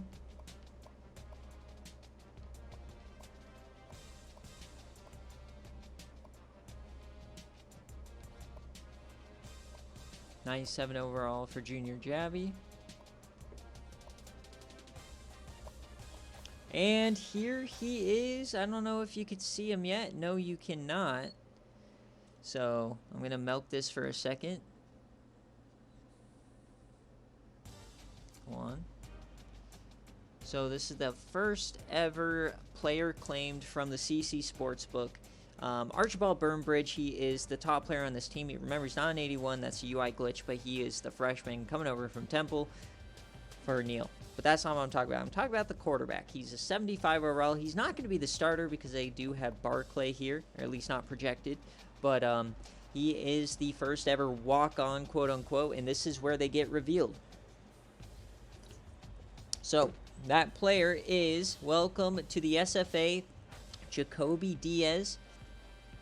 How these work is I just keep all of the height, weight, and everything of the player that I imported over. So, the height and weight for this quarterback I imported over is 6'1", 222 pounds from San Dimas, California.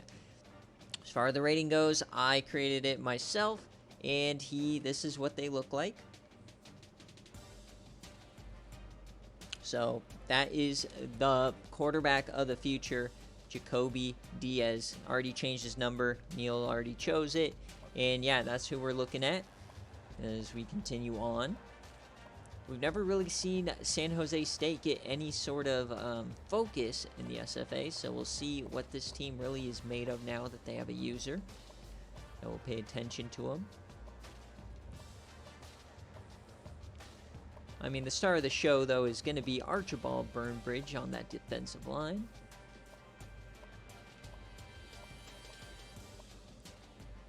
Man is a crazy player. See what he can do.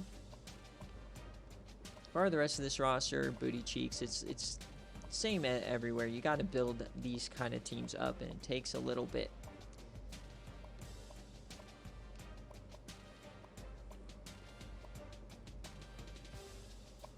South Alabama.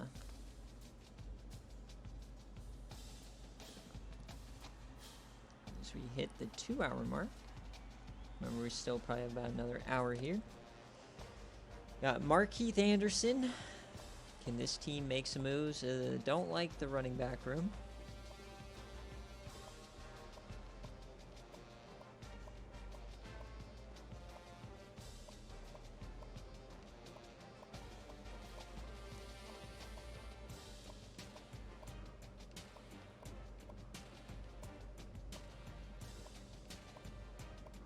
D.D. Holmes, former #1 recruit, up to a 93.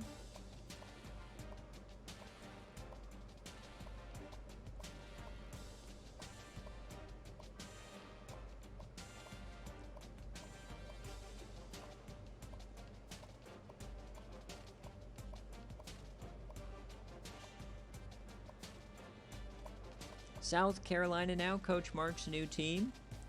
This is Zach's former team.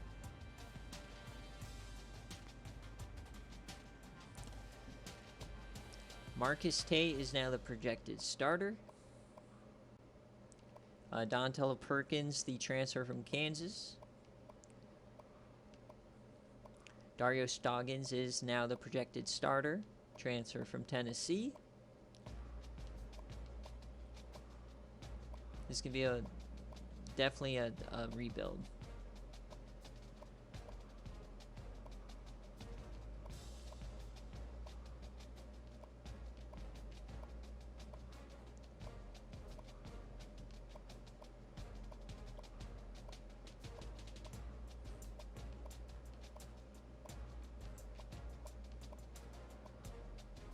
No more Joe Hayden on this team. He transferred. Brian Palmer. Andrew Turner. And Youngwa Jungkook still here. All right, Stanford now.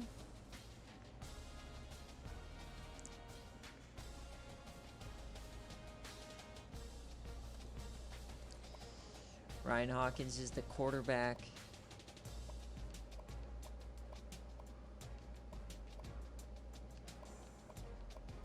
Decent offense as we've seen over the last few years from this team.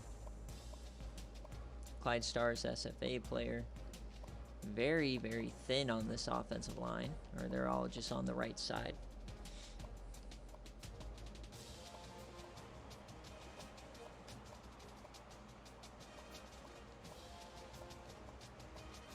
And then the best player in the country in terms of freshmen, the #1 recruit, Desmond Stryker. This is what his ratings are looking like at an 85 overall. Very good at pretty much everything, as he has that field general archetype, that play rec, all the way up at 87 to start his career. So he should be very, very good.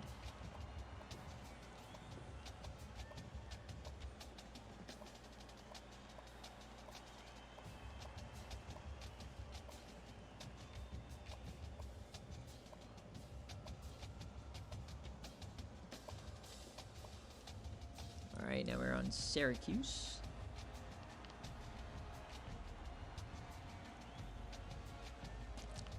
So we're completely past the Dame era now. This is all new players.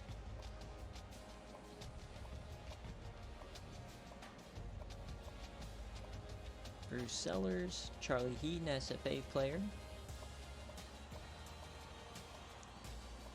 This is an okay team, but once again, they're in probably one of the hardest divisions in the country.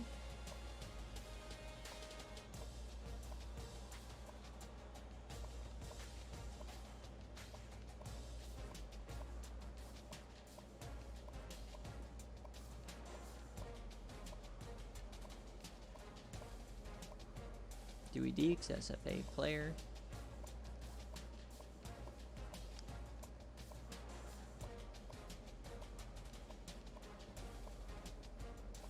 New kicker.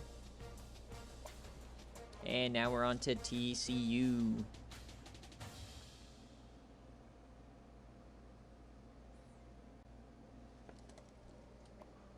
JT Redwine, he is the quarterback after what's his face, Anthony Black is gone.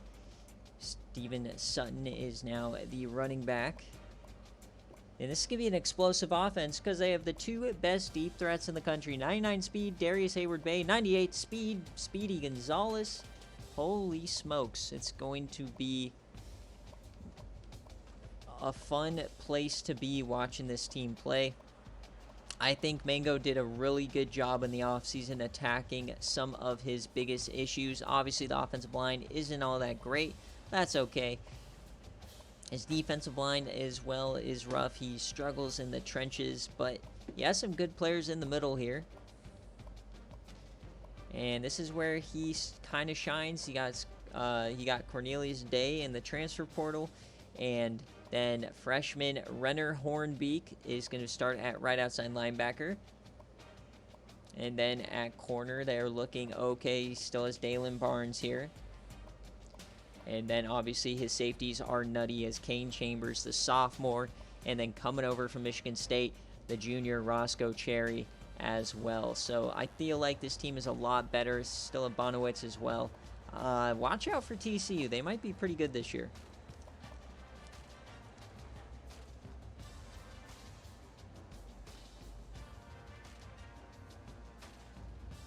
Temple, I mean, this is just the team that got abandoned, whatever. No SFA players or anything, so this is just one of those where I'm just going to go through as quickly as possible. Remember, if you're a new user checking out the team, feel free to... there's functions on YouTube that allow you to slow down the video. Beard's their best player.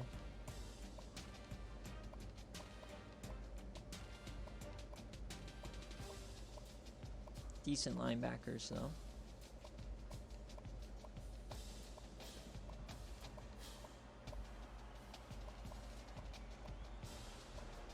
And there's Temple. Now we got Texas.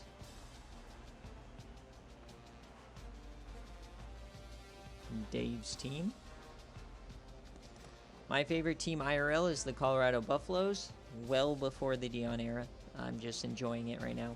But my second favorite team is the East Carolina Pirates. And that's the team I coach. Sal Easton's back, 85 overall. Running back, they got Aaron Allen. Wide receivers, they have Maurice Young coming back, Quinn Nash, who's a freshman, and Thad Mooney, transfer from Notre Dame, in the slot. And then Sandro Londano, the freshman, 75 overall there.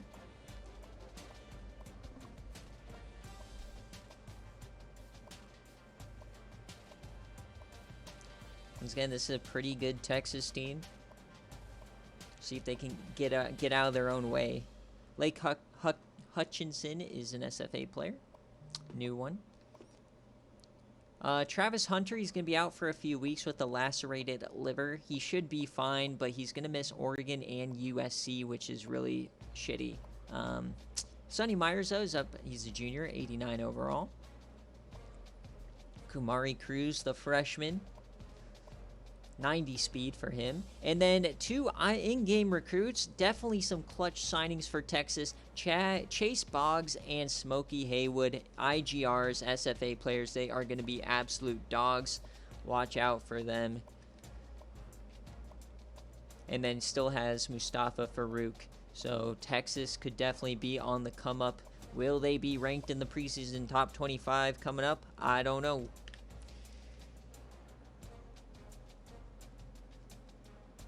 And now we come to A&M. A&M is one of those weird teams because they got some really good progression out this season for Keith Ostrander. I don't know how it happens, but he just all of a sudden got super good awareness, break tackle, and carrying. I think it's every once in a while, every couple of years, there's a player or two that get crazy in season progression like he did last year. But they're led by arguably one of the best QB rooms in the country. Rex Beavers is the starter, 88 overall, but you have Herky Streets, the #1 player in the in-game recruiting class, and then he has another great freshman, Chauncey Chase. So a few years ago, Texas A&M had no quarterbacks. Now they have all the quarterbacks, so things can change here quite quickly. 99 overall running back as well now.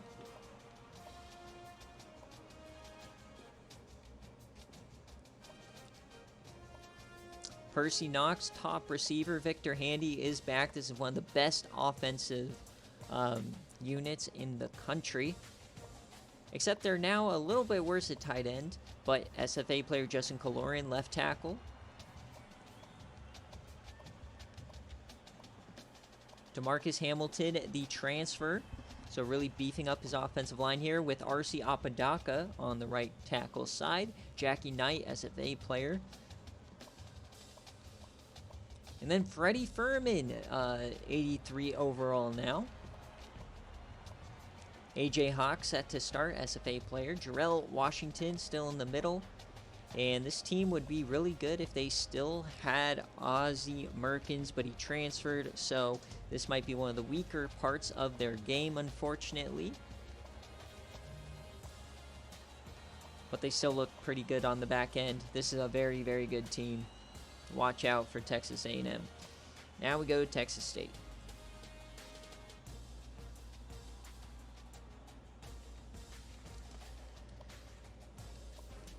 Another CPU team that we're just going to go through. Ken Moss was a very good player. He would have been the golden ticket player had he been a freshman, but he was a sophomore last year. Or he was he wouldn't have been, yeah, he wouldn't have been the player. But he had a really good year.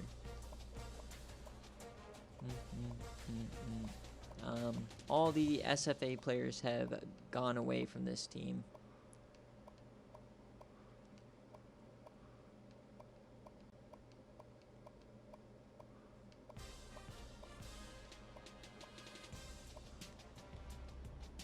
Why am I getting spammed with notifications? Alright. Texas Tech now. Coach Mark's former team. This is, they have a national championship in SFA history, but they are a long ways away from that, as this team is pretty bad. Somebody wants to take over. They do have Kenny Garrison, SFA player, the #1 receiver, but past that, this team is just kind of sorry.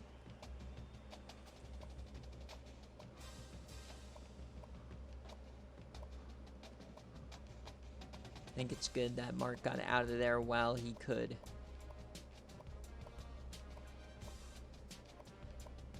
He did his due diligence here, but yeah, he got out of there just in time.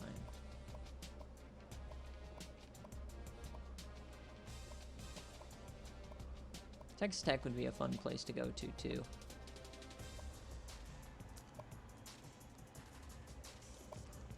All right, now we're on to Toledo.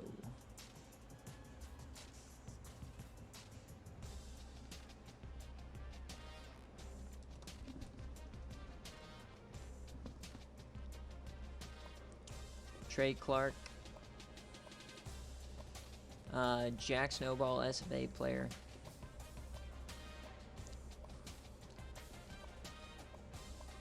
Crazy, the dog water threatening to leave is already happening in the preseason when we know he won't leave.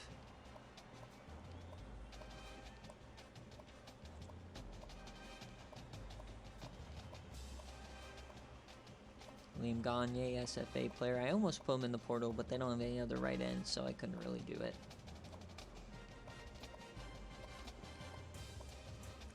This is a bad team. Used to be a good team. Bad team.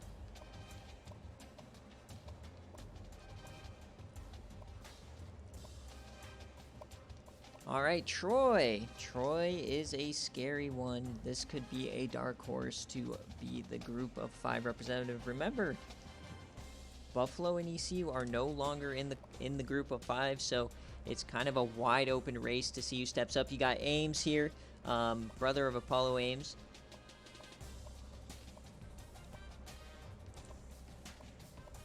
Albert Davis, that freshman 5-star, only a 74 though.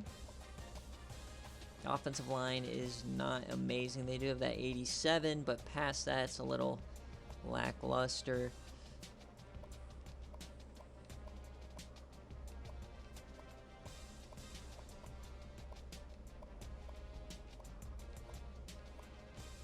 Good middle linebackers.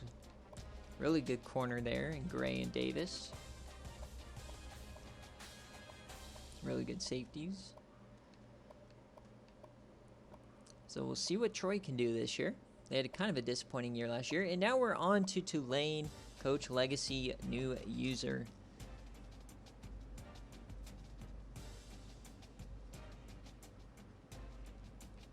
Very excited new user. So these are your options at quarterback. You got Marcus Diggs and you've got Clint Parker and Billy Hines. Not the best options. Probably going to be one of your main focuses to start. A lot of rebuilding to do at this team. You do have some good receivers to build around, I guess.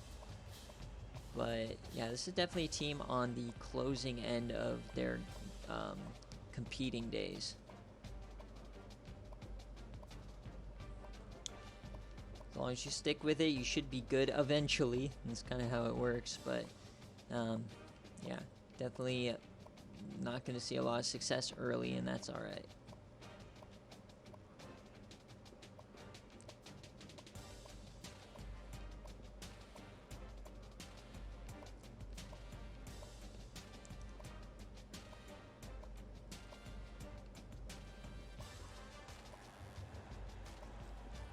And there is Tulane. On to Tulsa. We're at the U's. I can feel the end. We're almost there.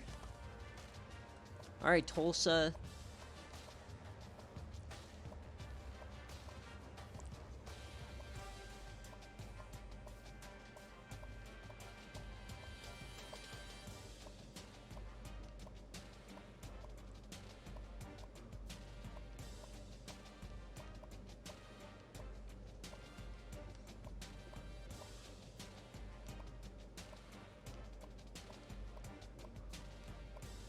Remember, right after this stream, I'm going to release the preseason top 25. And then I'm also going to post a few different announcements. And hopefully we'll be posting schedules tomorrow. Just doing some last second fixes.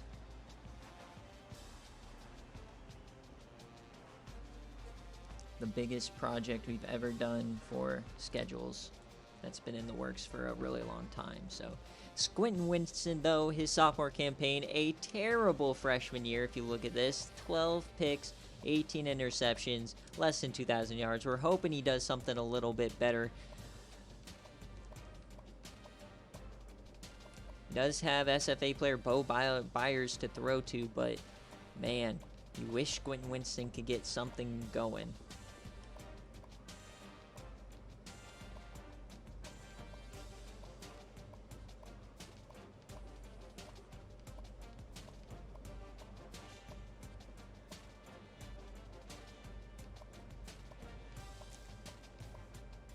Hey, remember, Dogwater, that Arch had a bad first year. Not that bad, but he still had a bad first year.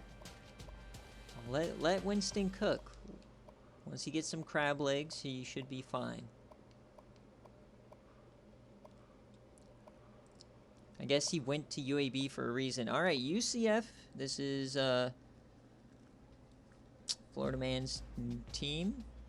He only had enough money for one recruit, and he used it on a tree stump. 55 speed Joshua Dubs. Let's take a look at the stats. 55 speed, but good awareness, good throw power, good accuracy. But other than that, he's not going to do anything for you. Strength, agility, all terrible. But he will be the starter, it looks like. And then you got Thomas Thorne, the guy who threw away the bowl game.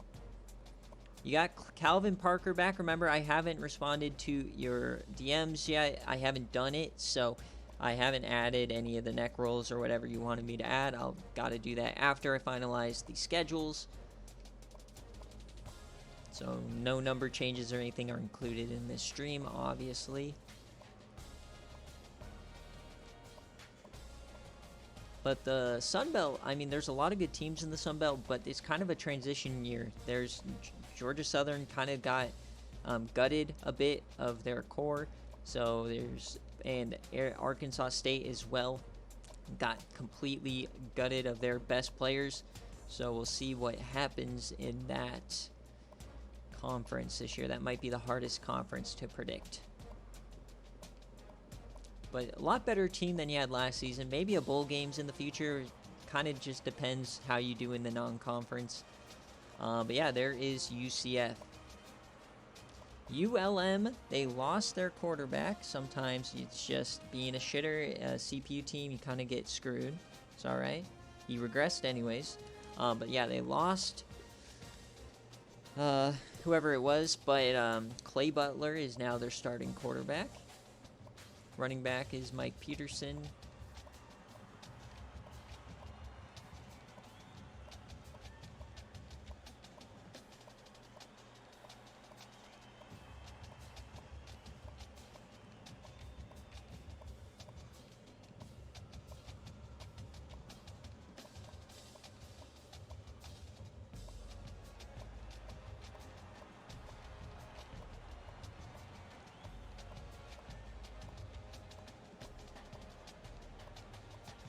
Terrible cornerback room. Holy cow. ULM is going to be bad. I'm glad I saved the quarterback and put him in the portal. Jeez. Bad team. Alright, UNLV. No more llama, so this team can actually be good now. Dyron Satterfield up to a 96. I don't think he'll be playing any more defense. Darren Archer, 88. Easily the two best players on this team.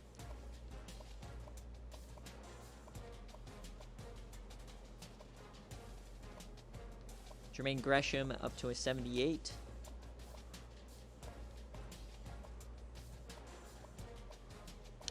I told you when you recruited him, Florida man, he was a tree stump. So you gotta be running that pro style offense.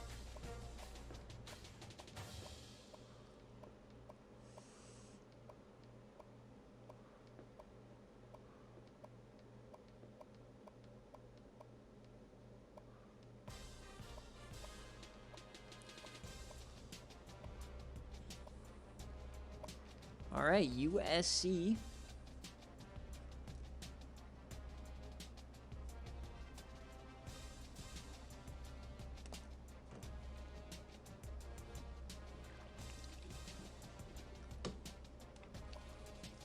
Terrence House is the starter. Very good quarterback. They got Mathis as well. This is a team that should be good. They're just, for some reason, they don't really sim well. Very bad wide receivers. The SFA player, Bobson Dugnut, is the top one.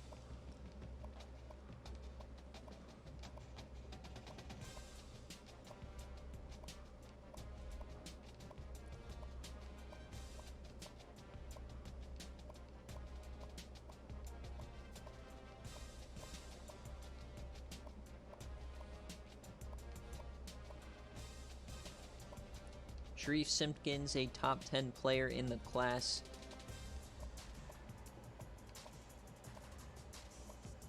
And Dylon Sarnecki, SFA player, freshman. And that is USC. All right, USF.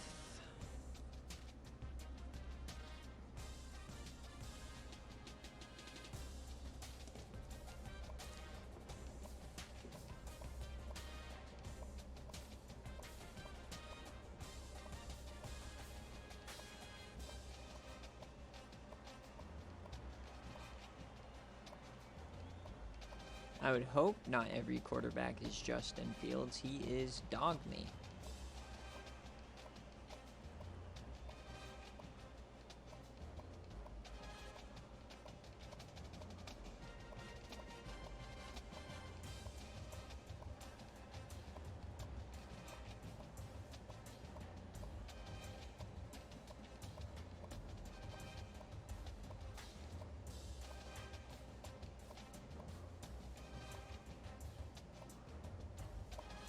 UTEP now, this is a Muroki, if I'm saying his name right. He is a user who really doesn't do much, but he really used the transfer portal to a T. He got a brand new quarterback, Tremere Lovelace, the transfer from Texas Tech, who's going to be the starter, it seems.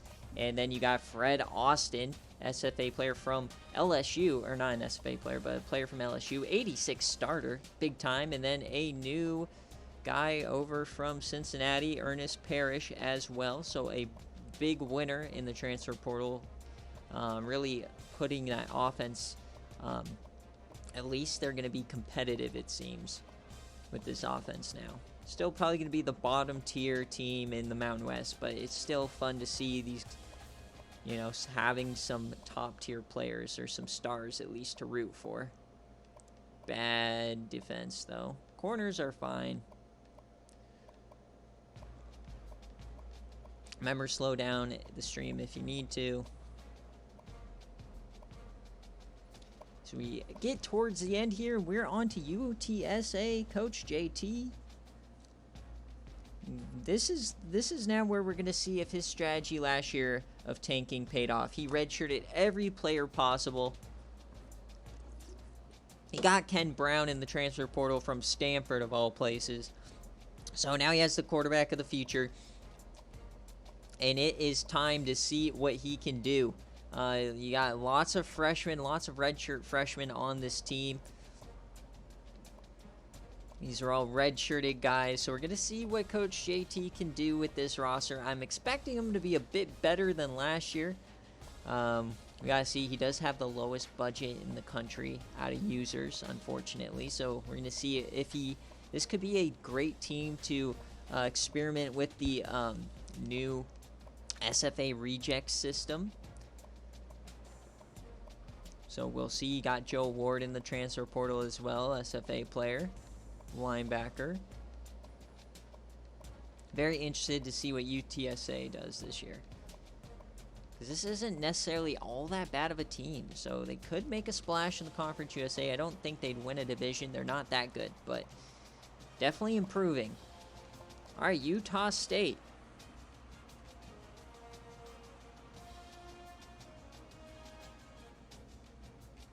Can they beat Utah again this year? McLaughlin.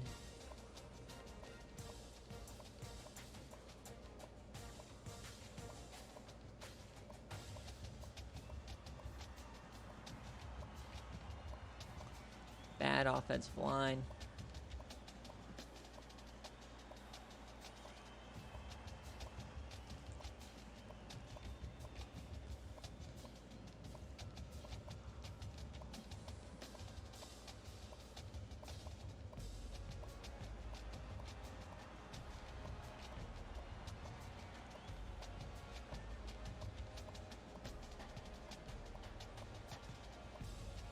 And Spencer Lanning is a SFA punter. Vanderbilt. We're almost there.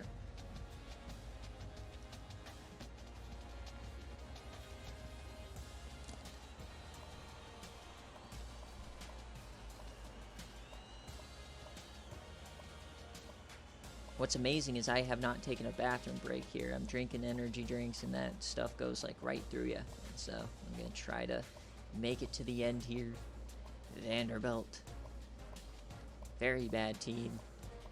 Definitely a rebuild challenge in the SEC.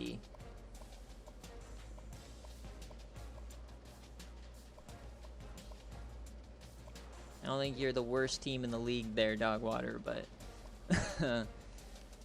your team is good. You're fine. You got Ike Wishbone. You're going to be cooking. Remember, your team isn't necessarily based on overalls. It's based on archetypes and specific ratings. So we'll see. If you play the games, you should be good. If you don't, then But Virginia, watch out for Virginia. Dan Daly is quietly becoming a top tier quarterback in our league, interestingly enough. He is only a junior, so we'll see. Can Virginia make some noise in the division? I'm going to be playing them now. I'm a bit, I don't know if I'm scared, but a lot better competition. Every week is going to be a lot more nerve-wracking for me. I'm used to having maybe one or two scary games in the non-conference, but once I'm past that, I don't even think about my team until it's time for the conference championships. 7 Cloud. So it's going to be fun and also molding if I'm not as good as I was, but we'll see. I'm expecting this year to still be really good and potentially make the playoff, and then next year get that regression going.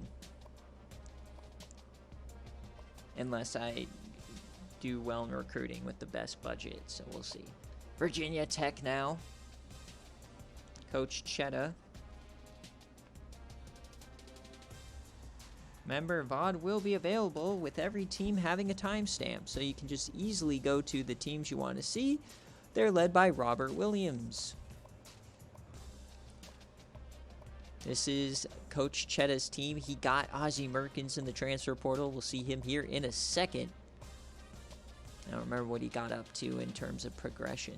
I think you probably just saw it, but I wasn't looking.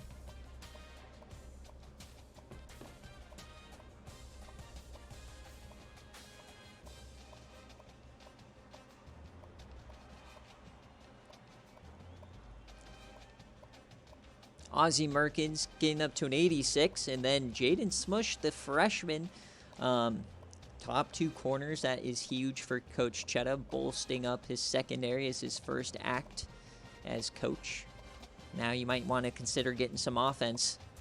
All right, Wake Forest, the other team that got regulated, or I don't know if that's the right word for it, but they are now in the AAC.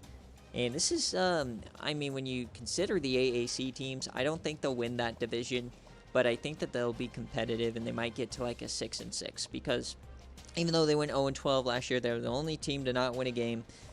I mean, they still have okay overalls. So if they play true to the overalls, they should be competitive in that division against all users. They are the only CPU team currently in this division, so we will see.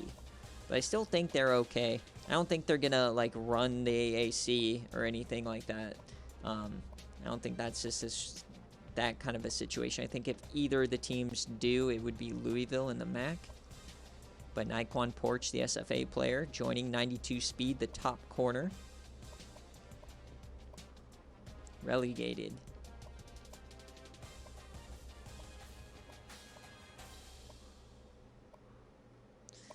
On to Washington now. This is Coach Damien. And I always give all users, regardless of Patreon or not, the chance to give numbers to their quarterbacks. And he is Joe Davis for one more year. But the Rayshon Gloop era, number 83. Look at this man. He is a beast. Gloop. Get ready to see the Gloop. Oh, I cannot wait to see Gloop cook. But, yeah, this is the team. He's going to be a very good player. I'm really hoping he is. He's a very speedy kind of guy. 6'4", 88 speed. I can't wait to see him next year. But this is still a very good team. I mean, it's Washington. They seem to always put together some good teams every year. So we'll see what they can do. Bit of a down year last year. I mean, the whole Pac-12 was kind of down last year.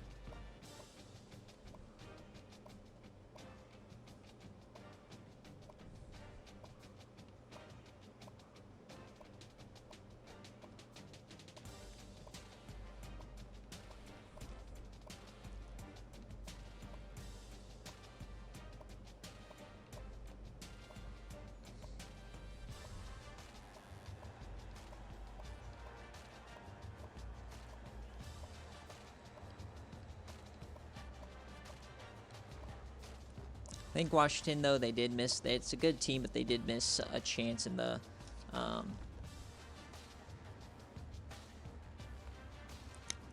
transfer portal to really get good. So now we're on to Wazoo. We're almost done here. The last hurrah. This is a bad team. If you want to start a rebuild, head to Wazoo. Kind of like IRL. Pac-2 trash.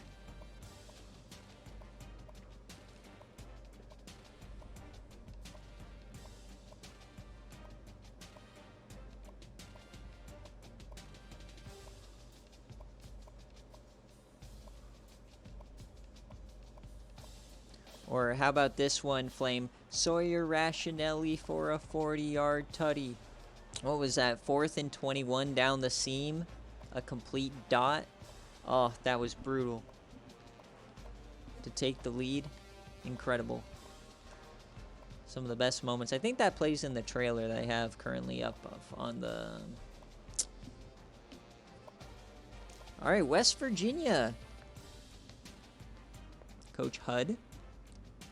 He's had a weird offseason, flirting with Eddie Lacy a bit. But let's see how the team looks. You got Brian Nobles, junior.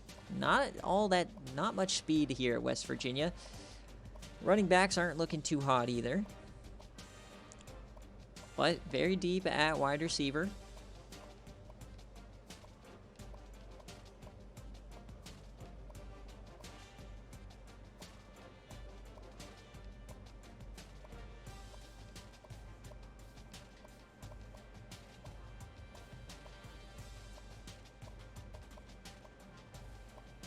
So here's Terrell Lawson, the transfer from Oregon. He's going to start. That's a big grab. And then you've got Richie Boots, the freshman, and he is one of the 99 speed players in our class, the A+ speed that you see. So we'll see what he does with that. That is a big time. There's a few players like that in the class that were super quick. And now it is time for Western Kentucky.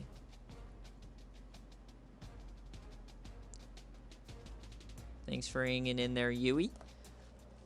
And this is the quarterback situation. So luckily, you still got Leon Fox and Flowers to commit, but unfortunately, they're both low 60s.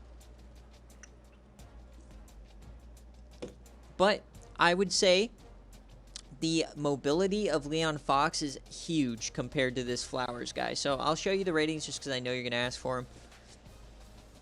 77 throw power, 68 accuracy. He's not all that bad. The awareness is bringing Leon Fox down. Gerald Flowers here, 81 throw power, accuracy, still bad awareness and bad everything else. Here's the rest of them. And here's the running back situation. You got Kyle Thomas and you've got Jackson Vince. This is the freshman. This is what he looks like. Really, really good catching and route running and stuff like that. So he's a decent running back for you to build your team around.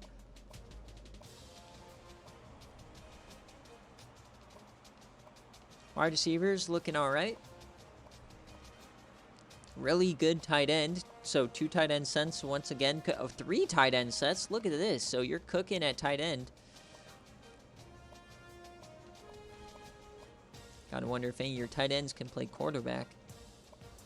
Yeah, that's the process. But make sure you're DMing me everything. Don't just DM me one red shirt now, one red shirt in a few hours, one red shirt tomorrow. I need all the changes in one message. I don't want to have to recreate your coach twice. It's no fun. And it just lengthens the time before we can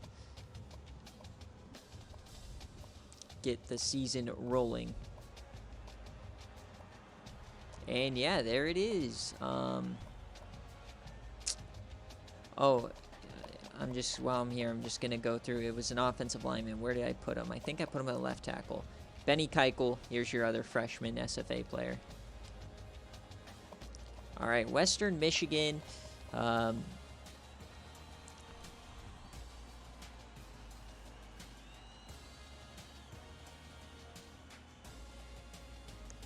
See how they look this year. Another user that doesn't really do anything. Glenn Ewing, SFA player, though, up to an 87.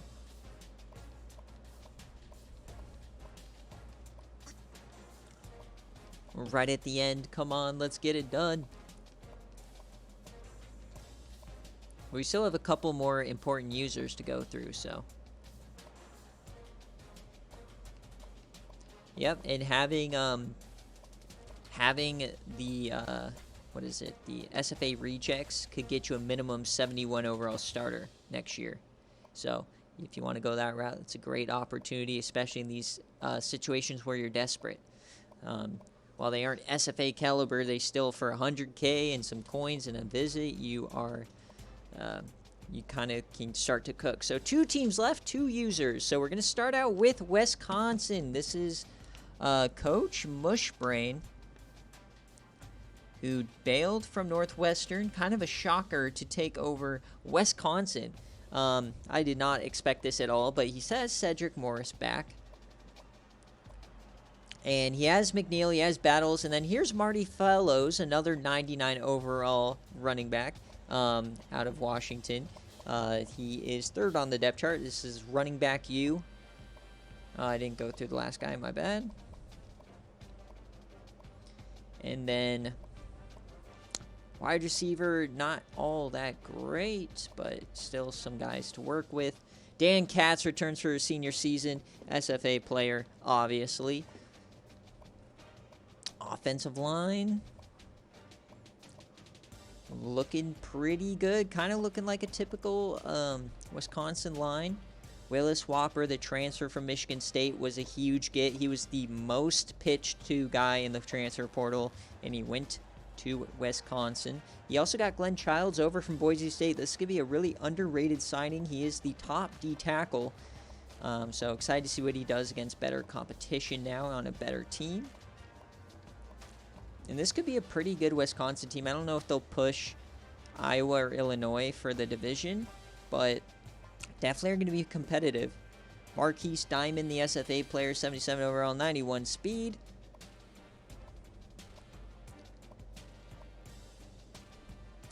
And that is what it's looking like for Wisconsin.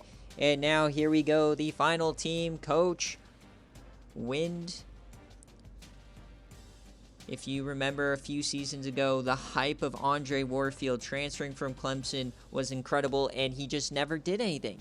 So now you got quarterback Jamie Breckenridge, no hype whatsoever. His awareness for a freshman is 83. If you don't understand how astronomical that is, for a freshman, it's incredibly hard for me to manipulate the ratings to get a super high awareness because it boosts up the overall so high so fast. So I got him to 83. His throw power's a little weaker. He has a little bit worse accuracy, but this is a crazy good build, especially for a guy who's considered a pocket passer. So watch out for that. I'm hoping Jamie Breckenridge is everything we thought that Andre Warfield would be. So he is number 1 on the depth chart. You got Ike Riggs as well, the senior, and the junior Matt Atkins. So we'll see what happens there. Perry Potts comes back. And this is that receiving tight end I was telling you about. I really like him, Jamie Brown. He looks really good. I mean, look at these ratings for 77 overall fullback. This guy could play running back. I feel like he could probably play receiver. So, see what he does there. Afruz is back, sophomore. He is looking good. He'll probably play both ways again, most likely.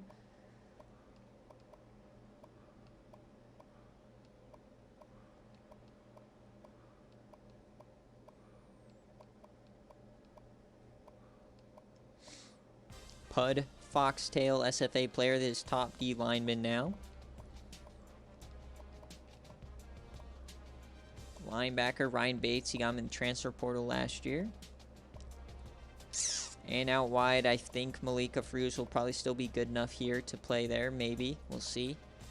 And this is what it's looking like everywhere else. Top kicker in the country. And that will do it. Oh my God. Thank you guys all for watching. I'll go through all of the 99 speed players here. So some freshmen in here. Arian Green Davis. Excited to see him play. We'll go through who's the best power back in the country. Cheddar Biscuits and Ostrander and Toko Pakarori.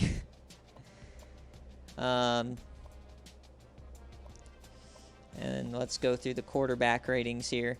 The best throw power in the country, you got Fedro Bautista, the true freshman, and then the 2 Georgia quarterbacks. I'm telling you, I'm so excited to see Fedro play.